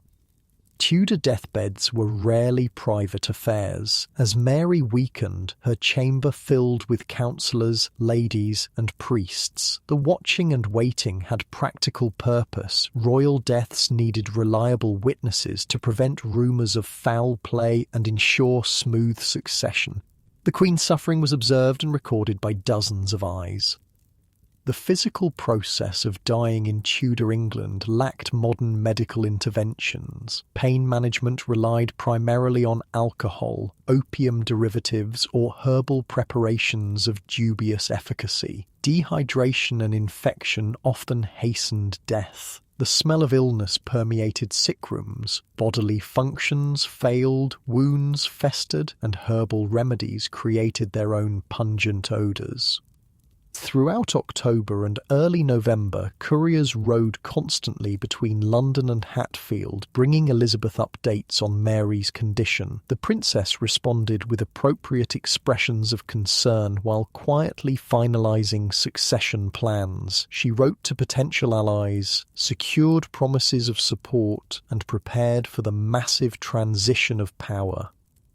Mary's council, recognising the inevitable, began shifting allegiance toward Elizabeth. Even staunch Catholics like Nicholas Heath, Archbishop of York, accepted that Mary's death would mean Protestant restoration. Some councillors tried to secure promises from Elizabeth about religious toleration, but she remained non-committal, a pattern that would characterise her early reign. On November 17, 1558, Mary Tudor died at St James's Palace. She was 42 years old and had reigned for just over 5 years. Within hours, bells rang throughout London announcing her death and Elizabeth's accession. The Privy Council proclaimed the new Queen, and messengers rode to Hatfield with the news. Elizabeth, sitting under an oak tree in the park at Hatfield when the news arrived, reportedly quoted Psalm 118, "This is the Lord's doing, and it is marvellous in our eyes." After years of danger, captivity, and careful dissimulation, she had survived to claim her inheritance. The princess, who had never been expected to rule, had become Queen Elizabeth I. For ordinary Tudor people, the transition from Mary to Elizabeth represented yet another religious and political shift to navigate. Those who had conformed outwardly to Catholicism while maintaining Protestant sympathies could emerge from hiding. Those who had embraced Catholic restoration now faced uncertain futures. The pendulum of Tudor religious policy was swinging again. The contrast between the sisters' reigns would prove stark. Mary's 5 years brought religious persecution, war, economic hardship, and loss of territory. Elizabeth's 45-year reign would eventually bring religious settlement, cultural flowering, naval triumph, and national pride. Yet the seeds of Elizabeth's success were partly sown by Mary's failures. The younger sister learned crucial lessons from the elder's mistakes. Mary's funeral on December 14, 1558, took place according to full Catholic rites, the last such royal ceremony in England for centuries. Elizabeth did not attend, following custom that monarchs did not appear at funerals. The new queen ordered appropriate ceremony, but without excessive expense. The treasury was nearly empty after Mary's wars.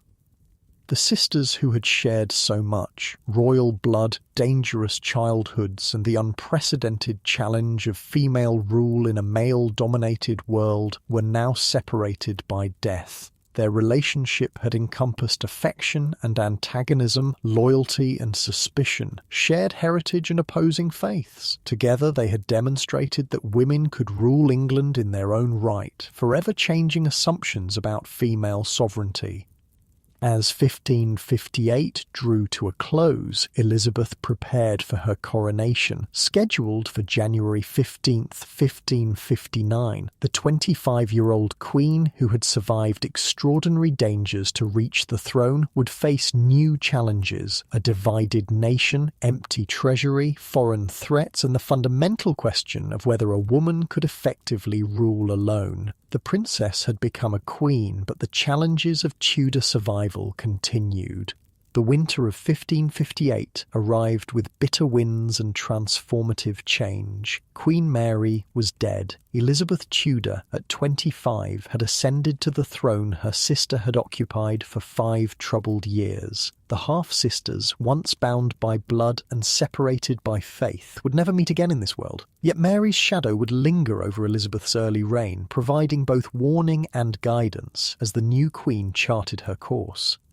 Elizabeth's coronation procession on January 14, 1559, offered stark contrast to Mary's final months. Where the late Queen had grown increasingly isolated, Elizabeth rode through London streets packed with cheering crowds. Where Mary had intensified religious persecution, Elizabeth stopped to receive a Bible from the city officials, kissing it and holding it to her heart, a carefully choreographed gesture signalling religious change without explicitly promising Protestant restoration. "I have long desired to see this day," one Londoner was heard saying as the new queen passed. No more burning for religion's sake. The public mood reflected exhaustion with Mary's religious policies and hope for Elizabeth's more moderate approach. Yet the religious divisions Mary had tried to heal through force remained raw and dangerous. The practicalities of Tudor royal transition were complex. Elizabeth inherited Mary's ladies-in-waiting but gradually replaced Catholics with Protestants. She kept some of Mary's counsellors while introducing her own trusted advisors. William Cecil, her choice for principal secretary, had served her brother Edward and maintained quiet contact during Mary's reign. Robert Dudley, son of the executed Duke of Northumberland, became Master of the Horse, a position keeping him close to the Queen.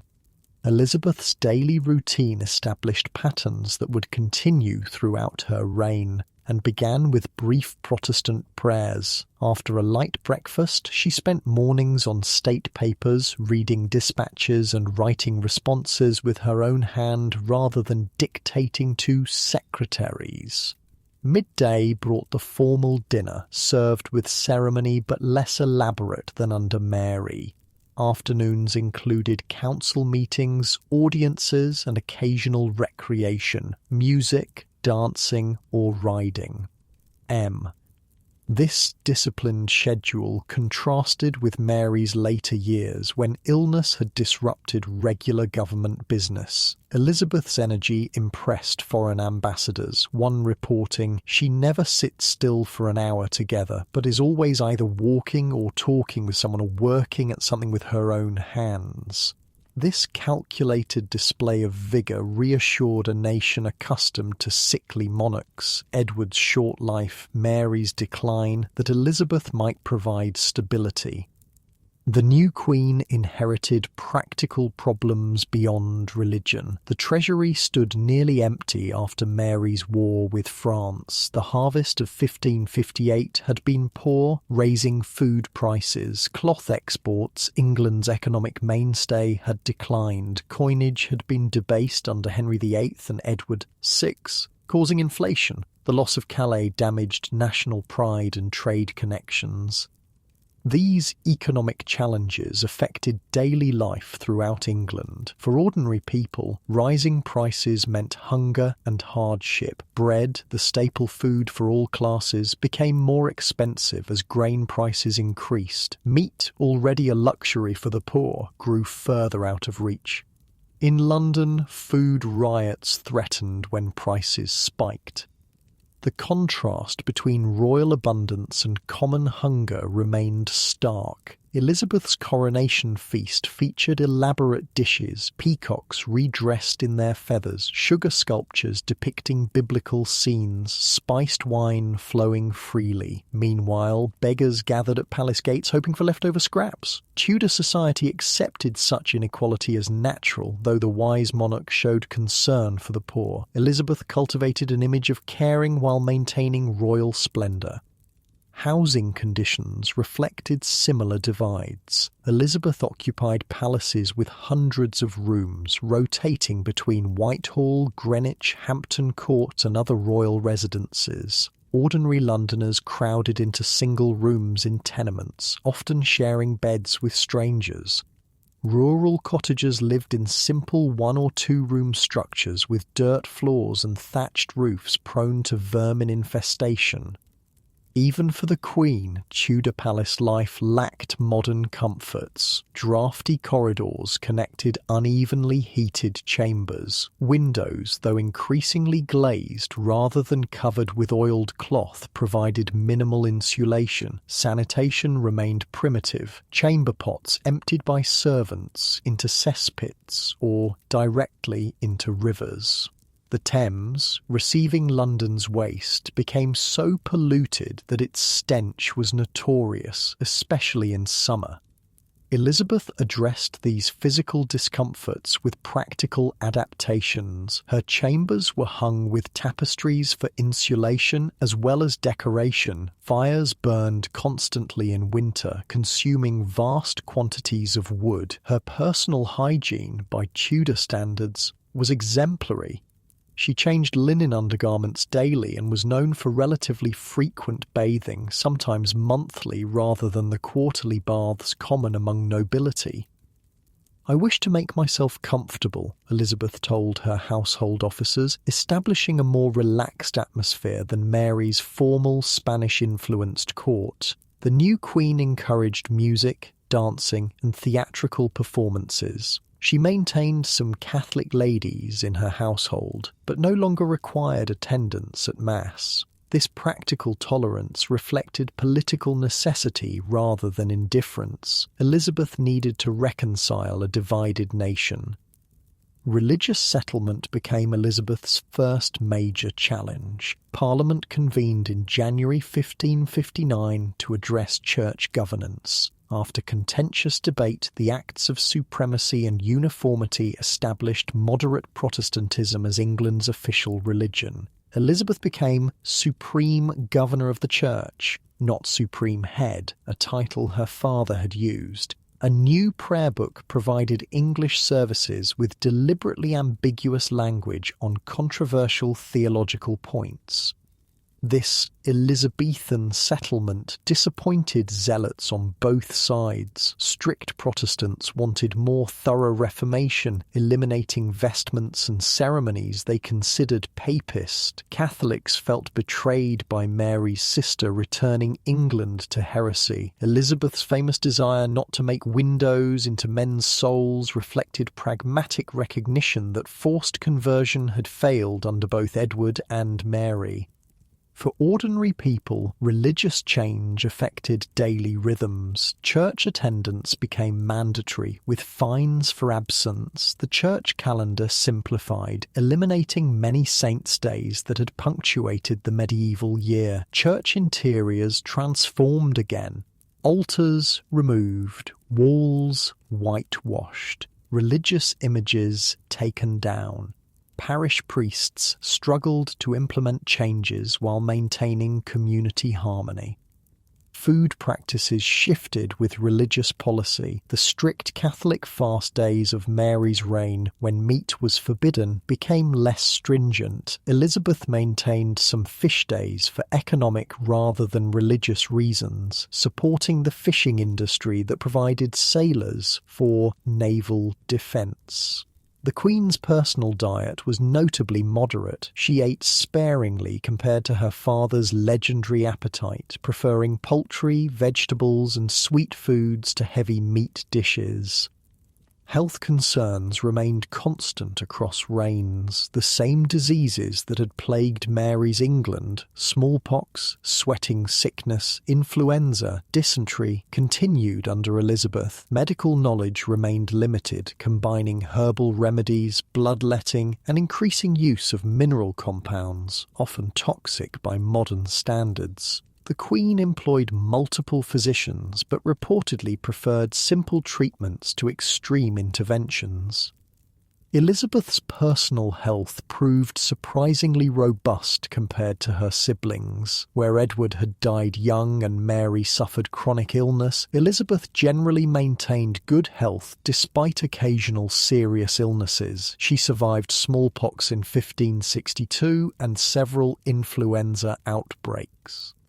Her physical resilience matched her political durability, though like all Tudor women, she faced gender-specific health challenges without effective medical support. The Queen's day-to-day management of bodily needs reflected Tudor practicalities. Her private chambers included a close stool, a box containing a chamber pot, sometimes padded and covered in rich fabric for royal comfort. Personal hygiene involved linen cloths for cleaning, herb-scented waters for refreshing skin, and tooth cleaning with cloths and powder. Her famous white makeup, containing lead compounds harmful by modern standards, covered smallpox scars while creating the iconic mask of youth she maintained into old age. Clothing served both practical and symbolic functions in Tudor England. Elizabeth's wardrobe became increasingly elaborate as her reign progressed, eventually including nearly 2,000 gowns. This extravagance wasn't mere vanity. Her appearance represented England's prosperity and her own authority. Each outfit incorporated symbolic elements, embroidered eyes and ears indicating her awareness of court intrigues, celestial motifs suggesting divine approval. Beneath the symbolic surface, Tudor clothing served basic needs. Multiple layers provided warmth in drafty palaces. Linen undergarments absorbed body oils and could be washed frequently, while outer garments of silk, velvet, and wool were spot-cleaned and aired rather than fully laundered. Both men and women wore stockings for warmth, with the wealthy using silk while commoners wore wool.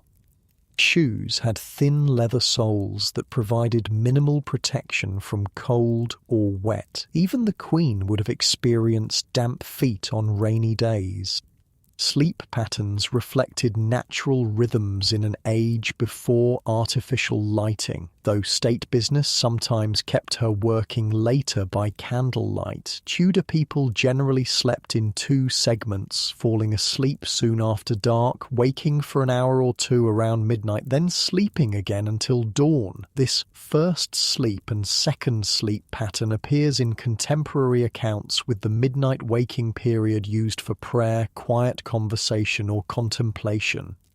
The Queen never slept alone. Trusted ladies always attended her bedchamber, sleeping nearby on trundle beds. This arrangement provided both service and security, allowing immediate assistance for nighttime needs while protecting against potential intruders. Elizabeth's bed itself represented significant value.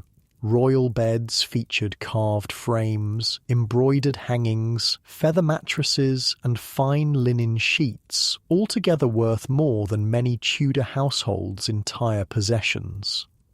As Elizabeth established her reign's patterns, memories of Mary's failure to secure Catholic succession faded. The new queen faced constant pressure to marry and produce heirs, but Mary's experience offered cautionary lessons. The elder sister's desperate desire for a child had led to humiliating false pregnancy and increased dependence on an absent husband.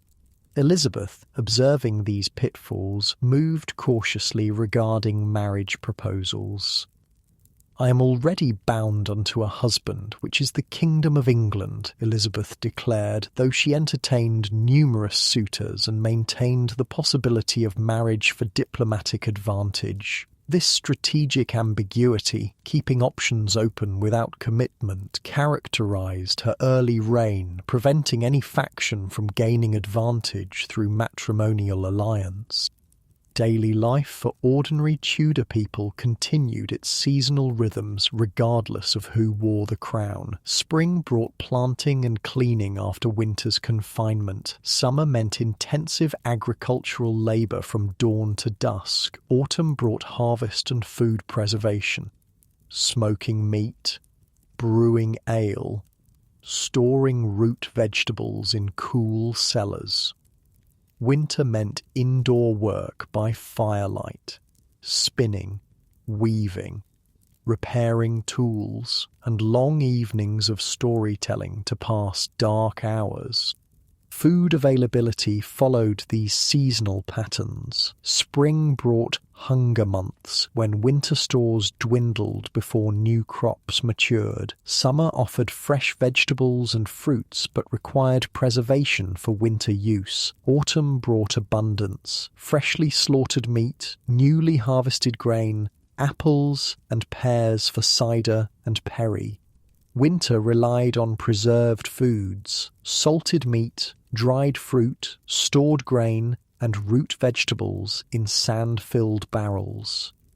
Class differences remained starkly visible in food consumption. Elizabeth's court consumed large quantities of meat. Records show courtiers ate up to 2 pounds of meat daily, supplemented with bread, wine, and seasonal produce. Prosperous farmers and merchants ate meat several times weekly, with bread, cheese, and vegetables forming dietary staples. The poor subsisted primarily on bread and pottage, vegetable soup, with meat appearing rarely on their tables. Ale and beer provided both nutrition and safe hydration for all classes. Water sources were frequently contaminated, particularly in London, where the Thames served as both water supply and sewage disposal. Weak ale, brewed at home by housewives, offered safer hydration with minimal alcohol content. The Queen preferred wine, often sweetened and spiced in the Hippocras style, though she was noted for moderate consumption compared to her father's legendary drinking. Cooking methods remained primitive by modern standards. Most households cooked over open hearth fires, with wealthier homes featuring brick ovens for baking. Food preparation required constant attention, turning spits manually, stirring pots to prevent burning, maintaining proper fire temperature without thermostats. Even royal kitchens relied on skilled judgment rather than precise measurements, with recipes listing ingredients but rarely specifying exact quantities. The contrast between Elizabeth's early reign and Mary's final years extended beyond religion and politics to court atmosphere. Where Mary had grown increasingly sombre, Elizabeth cultivated a lively court with music, dancing, and theatrical performances. The new queen's love of pageantry manifested in elaborate court entertainments where allegorical figures praised her virtues and celebrated England's promise under Virgin rule.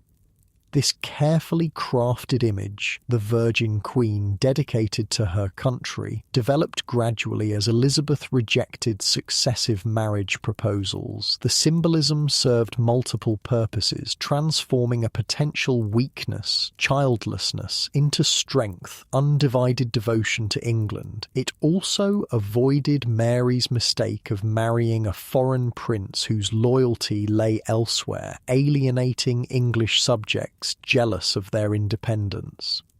Elizabeth's religious settlement avoided Mary's fatal error of prioritizing doctrinal purity over practical governance, where Mary had seen heresy as souls to be saved through force if necessary. Elizabeth focused on outward conformity while permitting private belief to remain largely unexamined. Her famous statement that she had no desire to make windows into men's souls reflected pragmatic recognition that forced conversion had failed under both Edward and Mary.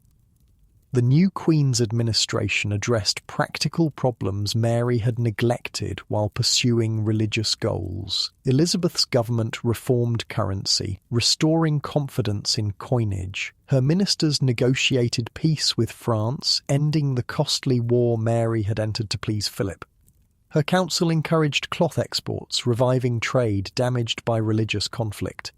These practical measures improved daily life for ordinary people, building popular support that Mary had squandered.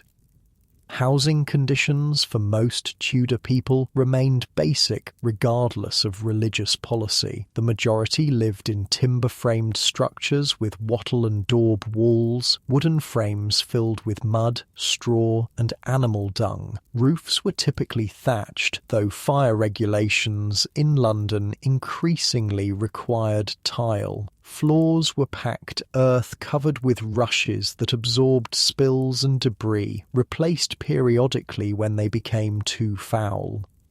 Windows, if present, were small and often covered with oiled cloth rather than expensive glass. Even within these simple dwellings, class distinctions manifested. A prosperous farmer might have a two-room house with separate spaces for cooking, eating, and sleeping. A labourer might share a single room with family and perhaps livestock. Urban workers often rented portions of subdivided buildings, with multiple families sharing minimal space. The contrast with royal palaces containing hundreds of rooms highlighted Tudor England's extreme inequality. Personal cleanliness reflected similar disparities. Elizabeth maintained relatively high standards with regular hand and face washing, weekly foot bathing, and occasional full immersion. Ordinary people washed hands and faces daily, but bathed bodies less frequently, perhaps monthly for the middling sort, seasonally for labourers. Clean linen undergarments indicated respectable status, while outer garments were spot cleaned rather than fully washed. The environment itself presented health challenges. London's air quality suffered from thousands of coal fires, creating smog that contemporary accounts described as thick enough to taste. The Thames, receiving the city's waste, became increasingly polluted. Streets accumulated garbage, despite regulations requiring householders to clean their frontage. Rural areas offered cleaner air, but featured manure piles, slaughter waste, and inadequate sanitation. Disease remained a constant threat across social boundaries. The same infections that could kill commoners also endangered royalty. Elizabeth's survival of smallpox in 1562 demonstrated that wealth provided limited protection against Tudor England's microbial threats. The Queen's recovery was attributed to her physicians' treatments, divine favour, and her own constitution, though modern medicine would recognise that survival depended primarily on immune response rather than ineffective remedies. As Elizabeth's reign stabilised, Mary's memory began fading from public consciousness. The new queen made no direct criticism of her sister, but allowed Mary's reputation to diminish through neglect rather than active destruction. Official histories emphasised Elizabeth's legitimacy while quietly obscuring Mary's precedent as England's first undisputed queen regnant. Court paintings and propaganda focused on Elizabeth's direct connection to Henry VIII, bypassing the intervening reigns. Yet privately, Elizabeth may have maintained more complex feelings about her half-sister. She preserved some of Mary's personal possessions, including prayer books and jewellery. She retained certain Spanish customs Mary had introduced at court, including formalising meal service. Most significantly, she never married, a decision influenced by multiple factors, but perhaps partly by observing Mary's marital disappointments. Mary's ghost in Elizabeth's reign appeared most visibly in religious policy. The new queen avoided her sister's fatal error of religious persecution, establishing moderate Protestantism that required outward conformity while permitting private conscience some freedom. Catholics faced increasing restrictions and occasional persecution as Elizabeth's reign progressed, but nothing approaching the wholesale burning of heretics that had characterized Mary's rule. The Queen's personal devotional practices reflected this moderation. Elizabeth maintained a private chapel with modest Protestant ceremony, English prayers, simple communion service, and limited religious imagery. She rejected both Catholic elaboration and Puritan austerity, maintaining middle ground that accommodated the majority while frustrating zealots on both extremes. This pragmatic approach contrasted with Mary's doctrinaire Catholicism, which had alienated moderate subjects. Daily governance under Elizabeth addressed practical concerns Mary had often neglected. The new queen maintained regular council meetings, reviewed state papers personally, and engaged directly with administrative details. This hands-on approach contrasted with Mary's later years, when illness had limited her participation in government and Philip's influence had complicated decision-making. For ordinary Tudor people, Elizabeth's early reign brought cautious optimism after Mary's troubled final years. The harvest of 1559 proved better than the previous years, easing food prices. Peace with France reduced taxes needed for warfare. Religious moderation allowed communities to adapt gradually rather than facing sudden transformation. The young queen's vigour suggested stability after 3 successive monarchs with health problems. Elizabeth cultivated this image of energetic leadership through public appearances. Unlike Mary, who had become increasingly reclusive as health failed, Elizabeth undertook regular progresses through the countryside, staying at noble houses and allowing ordinary people to see their queen. These journeys served political purposes, displaying royal authority, monitoring local conditions, and preventing any faction from dominating court, while building personal connection between monarch and subjects. The contrast between the sisters' approaches to queenship became increasingly apparent as Elizabeth's reign progressed. Where Mary had emphasised royal majesty through Spanish-influenced formality, Elizabeth balanced dignity with accessibility. Where Mary had maintained strict religious observance, Elizabeth moderated ceremonial requirements. Where Mary had focused on doctrinal purity, sometimes at the expense of effective governance, Elizabeth prioritized practical solutions over ideological consistency. These differences reflected not just personality, but experience. Mary had reached the throne at 37 after years of religious persecution and political marginalization. Her reign represented her one opportunity to restore what she considered true faith. Elizabeth became queen at 25 after surviving extraordinary dangers through caution and adaptability. Her reign offered chance to secure Protestant settlement through incremental change rather than dramatic transformation.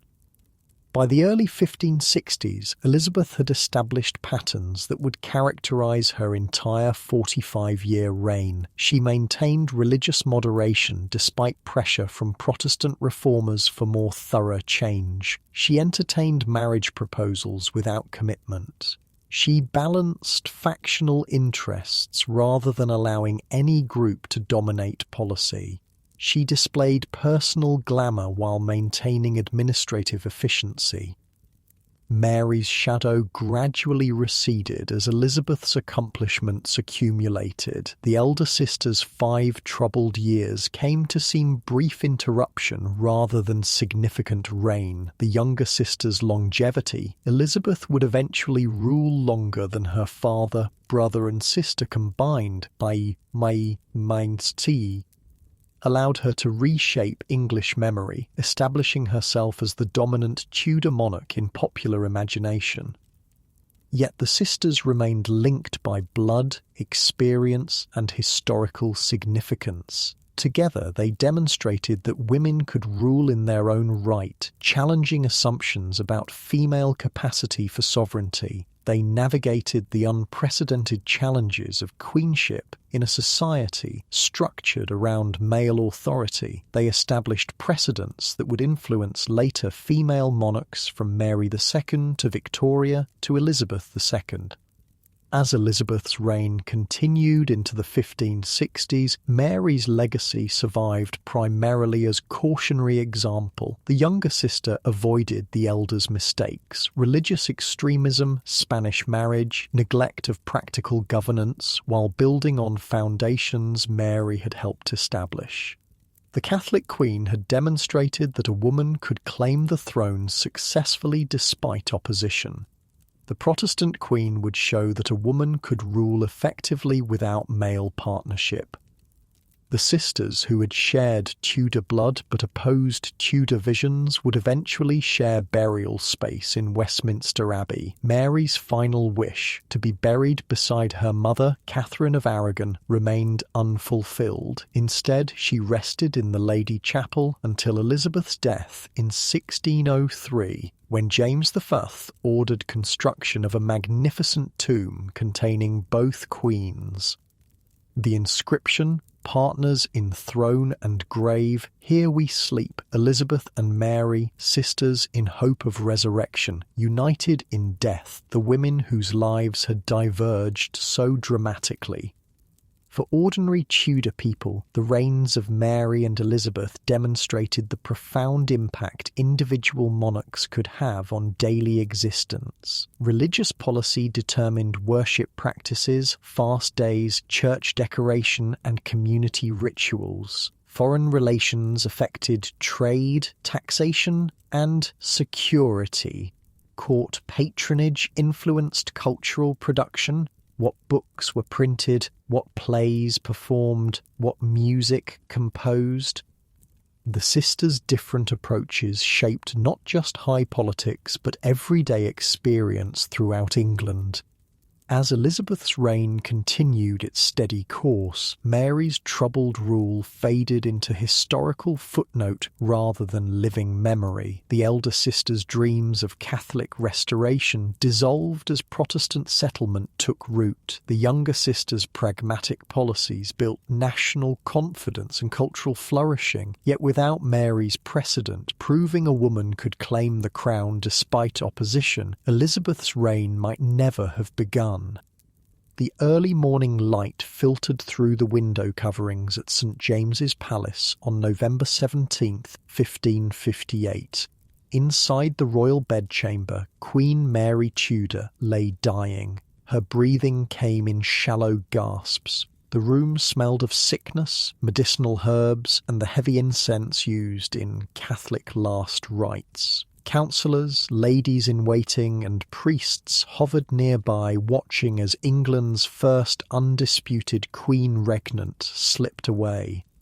Miles away at Hatfield House, Elizabeth Tudor waited. For weeks, messengers had brought reports of her sister's declining health. The 25-year-old princess maintained careful composure, showing neither eagerness nor grief. She had survived too much: her mother's execution, her father's rejection, her brother's death, and her sister's suspicion, to make a misstep now with the crown almost within reach.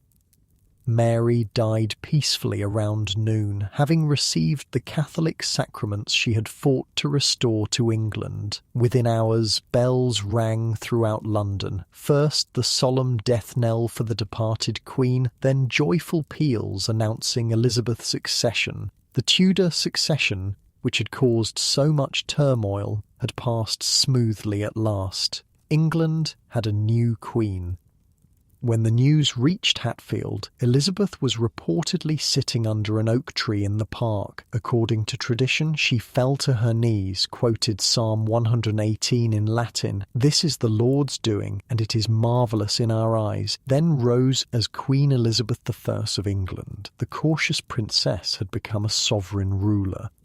Her first words as Queen demonstrated political shrewdness. To William Cecil, who would become her principal secretary, she said, "I observe all men's characters and remember them." This quiet warning served notice that Elizabeth had watched and remembered who had supported her during Mary's reign and who had not. Unlike her sister, who had been largely isolated from politics until her accession, Elizabeth had spent years preparing for rule.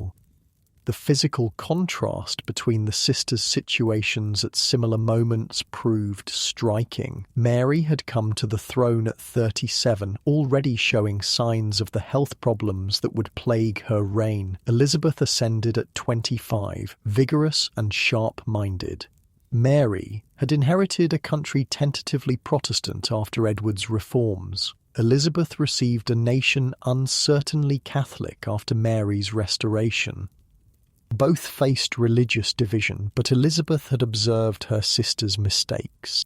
The new Queen's first weeks demonstrated her understanding of symbolic politics. She retained some of Mary's Catholic counsellors while introducing trusted Protestants like Cecil. She attended Mass but forbade the elevation of the host, a compromise pleasing neither extreme but acceptable to moderates. She dressed richly but modestly, creating visual contrast with Mary's Spanish-influenced formality. Elizabeth moved immediately to establish her authority. She summoned Parliament for January 1559, allowing time to prepare religious settlement. She appointed commissioners to review Mary's financial records, seeking ways to repair the treasury depleted by Spanish war. She began interviewing potential ambassadors, recognizing England's precarious international position between Catholic France and Spain. Mary's funeral on December 14, 1558, provided Elizabeth opportunity for magnanimity without personal appearance. Following royal tradition, the new monarch did not attend her predecessor's burial. Elizabeth ordered appropriate ceremony, though without excessive expense given the empty treasury. Mary received Catholic rites, the last royal funeral conducted according to Roman practice in England for centuries. Despite Elizabeth's absence, the funeral illustrated the sisters' complex relationship. Mary was buried not beside her mother as she had wished, but in Westminster Abbey's Lady Chapel. Her grave remained unmarked until Elizabeth's death in 1603, when their successor, James Thaw, ordered a magnificent shared monument. The inscription, in Latin, read, partners in throne and grave, here we sleep, Elizabeth and Mary, sisters in hope of resurrection. Elizabeth's coronation on January 15th, 1559, offered deliberate contrast to Mary's 5 years earlier. Where Mary had emphasised Catholic continuity, Elizabeth balanced traditional ceremony with Protestant simplicity. She processed through London streets to enthusiastic crowds, a stark change from the subdued response to Mary's Spanish marriage. Even the weather cooperated, providing January sunshine after Mary's rainy coronation. The new queen established daily routines that would continue throughout her 45-year reign and began with prayer and light breakfast. Mornings involved reading dispatches and writing responses in her own distinctive handwriting. Midday brought formal dinner with courtiers, followed by afternoon business, council meetings, ambassadorial audiences and document signing. Evenings featured entertainment, music, dancing and theatrical performances before a light supper and retirement. This disciplined schedule differed from Mary's later years when illness had disrupted regular government. Elizabeth maintained consistent administration even during progress, travelling the countryside, staying at noble homes, or occasional illness. Her working habits impressed foreign observers. The Venetian ambassador reported she never sits still and reads more than any other woman of her age. Elizabeth's coronation portrait depicted her in rich robes with unbound hair, symbolising both royal majesty and virginal purity. This carefully constructed image developed over time into the cult of the Virgin Queen, transforming potential weakness, childlessness, into political strength, undivided devotion to England. The contrast with Mary's desperate pursuit of pregnancy underscored different approaches to female rulership. The new Queen addressed religious division through Parliament's 1559 Religious Settlement. The Act of Supremacy established Elizabeth as Supreme Governor of the Church of England, a slightly modified version of her father's title, Supreme Head, acknowledging gender while maintaining royal authority. The Act of Uniformity imposed a revised Book of Common Prayer, creating moderately Protestant services without extreme Reformation theology. This settlement, sometimes called the Elizabethan Compromise, reflected lessons learned from Mary's reign, where Mary had attempted to reimpose Catholicism through force, creating Protestant martyrs. Elizabeth required outward conformity while permitting private conscience and freedom. Her famous statement about not making windows into men's souls contrasted sharply with Mary's insistence on genuine conversion. For ordinary Tudor people, religious change affected daily rhythms. Church attendance became mandatory, with 12-penny fines for absence. Parish churches underwent another transformation. Altars removed, walls whitewashed, religious images taken down. The church calendar simplified, eliminating many saints' days that had structured the medieval year. These changes completed the process begun under Edward VI, but reversed by Mary. Beyond religion, Elizabeth addressed practical problems Mary had neglected. The new government reformed currency, restoring confidence in coinage debased under Henry VIII and Edward VI. Peace negotiations with France ended the costly war Mary had entered to please Philip, allowing commercial recovery. Trade policies encouraged cloth exports, England's economic mainstay. These measures gradually improved daily life for ordinary people. Elizabeth's pragmatic approach extended to court atmosphere. While maintaining necessary royal dignity, she created less formal environment than Mary's Spanish-influenced rigidity. She encouraged English music rather than continental styles, preferred English idioms to Latin or French phrases, and developed distinctly English court entertainment. This cultural nationalism contrasted with Mary's internationalist Catholic outlook. For royal servants, the transition between reigns brought practical challenges. The royal household numbered hundreds, gentlemen and ladies of the chamber, clerks, cooks, grooms, gardeners and guards. Many transferred from Mary's service to Elizabeth's, adapting to different religious requirements and personal preferences. The physical business of moving royal possessions between palaces continued its seasonal pattern regardless of which sister wore the crown. Daily life for ordinary Tudor people showed more continuity than change across reigns. Peasant farmers still rose at dawn to work fields with techniques unchanged for centuries. Urban craftsmen still practiced trades organised through guilds. Housewives still spent hours producing food, cloth and medicine for family use. The rhythm of seasonal labour, planting, harvesting, preserving, continued regardless of religious policy or international relations. Material conditions remained basic by modern standards. Most Tudor homes featured a central hearth with smoke escaping through roof holes rather than proper chimneys. Furniture was minimal, perhaps a table, benches, storage chest and bed for the parents, with children sleeping on floor pallets. Kitchen equipment consisted of iron pots, wooden utensils and simple tools. Artificial light came from tallow candles or rushlights, making winter evenings dark and inactive for all but the wealthy. Food patterns reflected similar stability within seasonal variation. Bread remained the staple for all classes, consuming about half a family's food budget. Pottage, vegetable soup thickened with oats or barley, provided daily sustenance for working people. Meat appeared on ordinary tables more frequently than in earlier centuries, but remained occasional rather than daily for the lower classes. Beer and ale provided safe hydration when water sources were questionable.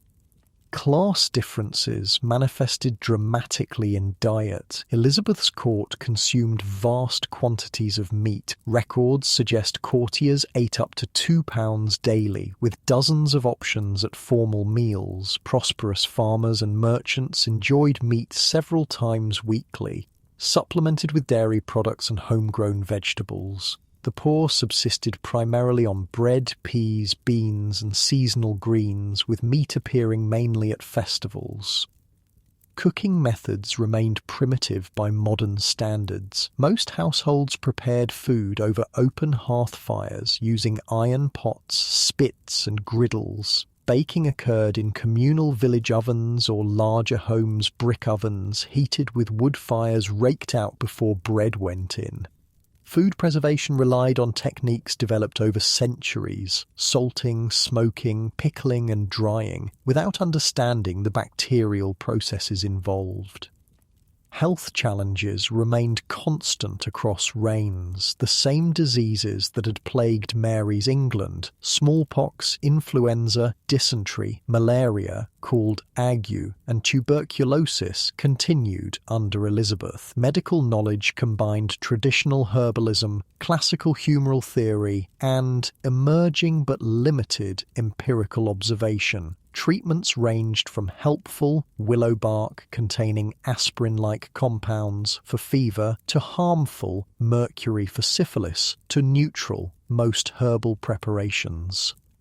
Elizabeth's medical approach demonstrated characteristic practicality. She employed multiple physicians, but reportedly preferred simple treatments to extreme interventions. When she contracted smallpox in 1562, her doctors prescribed traditional remedies, but her survival likely resulted from natural immunity rather than ineffective medicines. The Queen's recovery from this life-threatening illness reinforced her image of divine protection.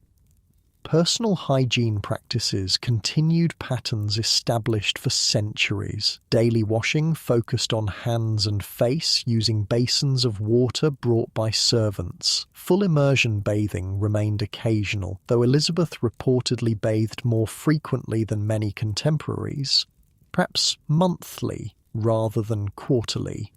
Clean linen undergarments indicated respectable status, while outer garments received spot cleaning rather than full laundering. The Queen's famous white makeup, containing white lead compounds harmful by modern standards, served both cosmetic and symbolic purposes. It covered smallpox scars while creating the iconic mask of youth maintained into old age. This carefully constructed appearance symbolized consistency and stability, the unchanging Virgin Queen dedicated to her country while masking the physical aging process. Mary's reign had demonstrated the challenges facing female monarchy in a patriarchal society. Many had questioned whether a woman could rule effectively without male partnership. Elizabeth addressed these concerns through carefully crafted symbolism, presenting herself as both female and exceptional, with virgin purity enabling masculine authority. Where Mary had embraced traditional femininity despite royal status, Elizabeth created unique gender presentation combining feminine appearance with masculine rhetoric.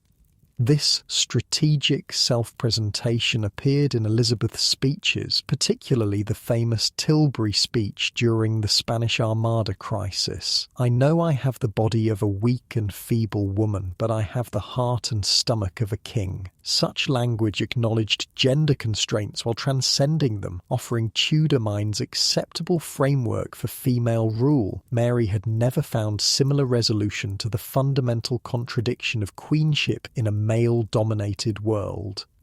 Elizabeth avoided Mary's fatal mistake of foreign marriage, which had surrendered partial sovereignty to Spanish interests. The new queen entertained numerous suitors, English nobles, European princes, even her sister's widower Philip, without commitment. This marriage game provided diplomatic leverage while preserving independence. Mary's unhappy experience with Philip served as powerful warning against sacrificing autonomy for traditional queenly role. The contrast between sisters extended to personal style. Mary had maintained Spanish-influenced formality, elaborate dark clothing, religious jewellery, and structured court ceremony. Elizabeth developed distinctively English royal aesthetic, rich but variable clothing, secular symbolism, and more flexible etiquette. This national distinctiveness appealed to emerging patriotic sentiment while distinguishing her reign from her half-Spanish sisters. As Elizabeth's reign progressed, Mary's memory faded from public consciousness. The new queen made no direct criticism of her sister, but allowed Mary's reputation to diminish through neglect rather than active destruction. Official histories emphasized Elizabeth's legitimacy, or quietly obscuring Mary's precedent as England's first undisputed queen regnant. Court propaganda focused on direct connection to Henry VIII rather than continuity with Mary's rule. For Catholic subjects, this marginalisation of Mary represented painful erasure. The Catholic Queen had restored ancient faith, repaired broken religious communities, and reconnected England with Rome. Her death and Elizabeth's religious settlement forced Catholics into difficult choices: outward conformity with private Catholic practice, exile to continental Catholic communities, or dangerous recusancy risking financial penalties and eventually imprisonment. Elizabeth's government initially maintained relative tolerance toward private Catholic worship, focusing on public conformity rather than personal belief. This pragmatic approach reflected lessons from Mary's reign. Persecution created martyrs rather than converts. Over time, however, Catholic threats to Elizabeth's rule, papal excommunication in 1570, assassination plots and Spanish invasion attempts led to increasingly harsh anti-Catholic legislation. Despite these religious differences, the sisters shared fundamental challenges as female rulers in a male-dominated world. Both faced questions about their legitimacy, capacity, and authority. Both navigated marriage politics with potential threats to independence. Both managed factional court politics without male authority to reinforce decisions. Their different approaches to these challenges reflected personality, circumstances, and timing rather than fundamental capacity. Together, Mary and Elizabeth demonstrated that women could rule in their own right, permanently altering English understanding of monarchy. Before Mary, England had never had an undisputed queen regnant. Matilda's 12th century claim had led to civil war rather than accepted female rule. After Elizabeth, female succession became accepted legal principle, enabling later queens from Mary II to Victoria to Elizabeth II. The sisters also established different models of queenship. Mary pioneered traditional female monarchy, ruling with king consort, maintaining feminine pursuits alongside royal duties, and seeking dynastic continuity through childbearing. Elizabeth developed alternative approach, ruling without consort, creating unique gender presentation, and establishing non-biological succession. These contrasting examples expanded possibilities for female leadership beyond their lifetimes. By the 1560s, Elizabeth had established patterns that would characterize her entire 45-year reign. She maintained religious moderation despite pressure from Protestant reformers for more thorough change. She entertained marriage proposals without commitment. She balanced factional interests rather than allowing any group to dominate policy. She displayed personal glamour while maintaining administrative efficiency. This steady governance contrasted with Mary's troubled 5 years, which had seen religious persecution, war with France, loss of Calais, economic difficulties, and failed pregnancy. The elder sister's reign came to seem brief interruption rather than significant chapter in Tudor history. The younger sister's longevity, Elizabeth would eventually rule longer than her father, brother, and sister combined, allowed her to reshape English memory. Yet Mary's reign provided essential foundation for Elizabeth's success. Without Mary's precedent proving a woman could claim the crown despite opposition, Elizabeth might never have secured succession. Without Mary's mistakes demonstrating the dangers of religious extremism, Elizabeth might not have adopted pragmatic moderation. Without Mary's Spanish marriage illustrating foreign alliance risks, Elizabeth might not have maintained independence. The Tudor sisters, different in temperament, religion, and governance style, nonetheless shared exceptional historical significance. Together they demonstrated female capacity for sovereignty, navigated unprecedented challenges, and established England's national identity during critical transition from medieval to early modern state. Their contrasting reigns, Mary's brief, troubled rule and Elizabeth's long-celebrated sovereignty, provided complementary lessons about effective queenship. For ordinary Tudor people, the reigns of Mary and Elizabeth demonstrated monarchy's profound impact on daily existence. Religious policy determined worship practices, church decoration, fast days, and community rituals. Foreign relations affected trade, taxation, and security. Court patronage influenced cultural production. What books were printed, what plays performed, what music composed. The sisters' different approaches shaped not just high politics but everyday experience. As Elizabeth's reign continued its course, Mary's troubled rule faded into historical footnote rather than living memory. The elder sister's dreams of Catholic restoration dissolved as Protestant settlement took root. The younger sister's pragmatic policies built national confidence and cultural flourishing, yet both contributed essential chapters to England's story, demonstrating female leadership's possibilities and pitfalls.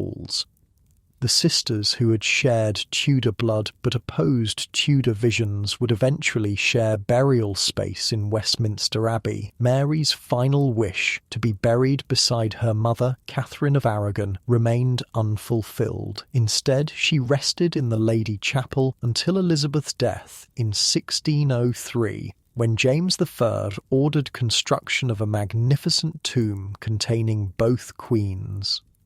The inscription, "Partners in throne and grave, here we sleep, Elizabeth and Mary, sisters in hope of resurrection, united in death the women whose lives had diverged so dramatically."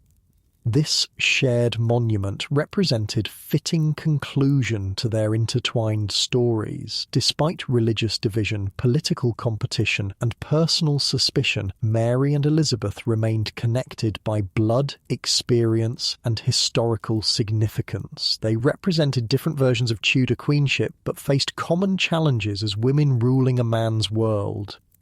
Their contrasting reigns, Catholic and Protestant, Spanish-influenced and English nationalist, traditional and innovative, demonstrated female monarchies' remarkable adaptability. Together, the Tudor sisters permanently altered English understanding of royal succession, female authority, and national identity. Mary proved women could claim the crown despite opposition. Elizabeth demonstrated women could rule effectively without male partnership. Their reigns established precedent for later female monarchs while expanding cultural possibilities for women's leadership beyond royal context. For the Tudor sisters, the journey from princesses to queens had proven dangerous, difficult, and transformative. Mary had endured religious persecution, political marginalization, and personal humiliation before claiming her birthright. Elizabeth had survived accusation, imprisonment, and constant suspicion before achieving sovereignty. Both had demonstrated extraordinary resilience in a world designed for male leadership. Their different fates, Mary's troubled 5-year reign versus Elizabeth's celebrated 45-year rule, reflected circumstance as much as character. Mary inherited religious division, married unwisely, and suffered health problems beyond Tudor medicine's limited capacity. Elizabeth benefited from Mary's precedent, maintained independence, and enjoyed better health until old age. Their contrasting stories demonstrate both individual agency and historical contingency. The Tudor princesses who became Tudor queens left lasting legacy through their struggles, achievements, and contrasting approaches to female sovereignty. Mary pioneered woman's right to inherit England's crown. Elizabeth established woman's capacity to rule without male partnership. Together, they created foundation for later female monarchs while expanding cultural imagination regarding women's leadership. As night falls and your thoughts begin to drift, imagine those Tudor sisters, separated by religion but united by blood, different in approach but similar in courage, opponents in life but companions in death. Their remarkable journey from vulnerable princesses to ruling queens transformed not just their own lives but England's understanding of monarchy itself. And with that, close your eyes and drift off to sleep.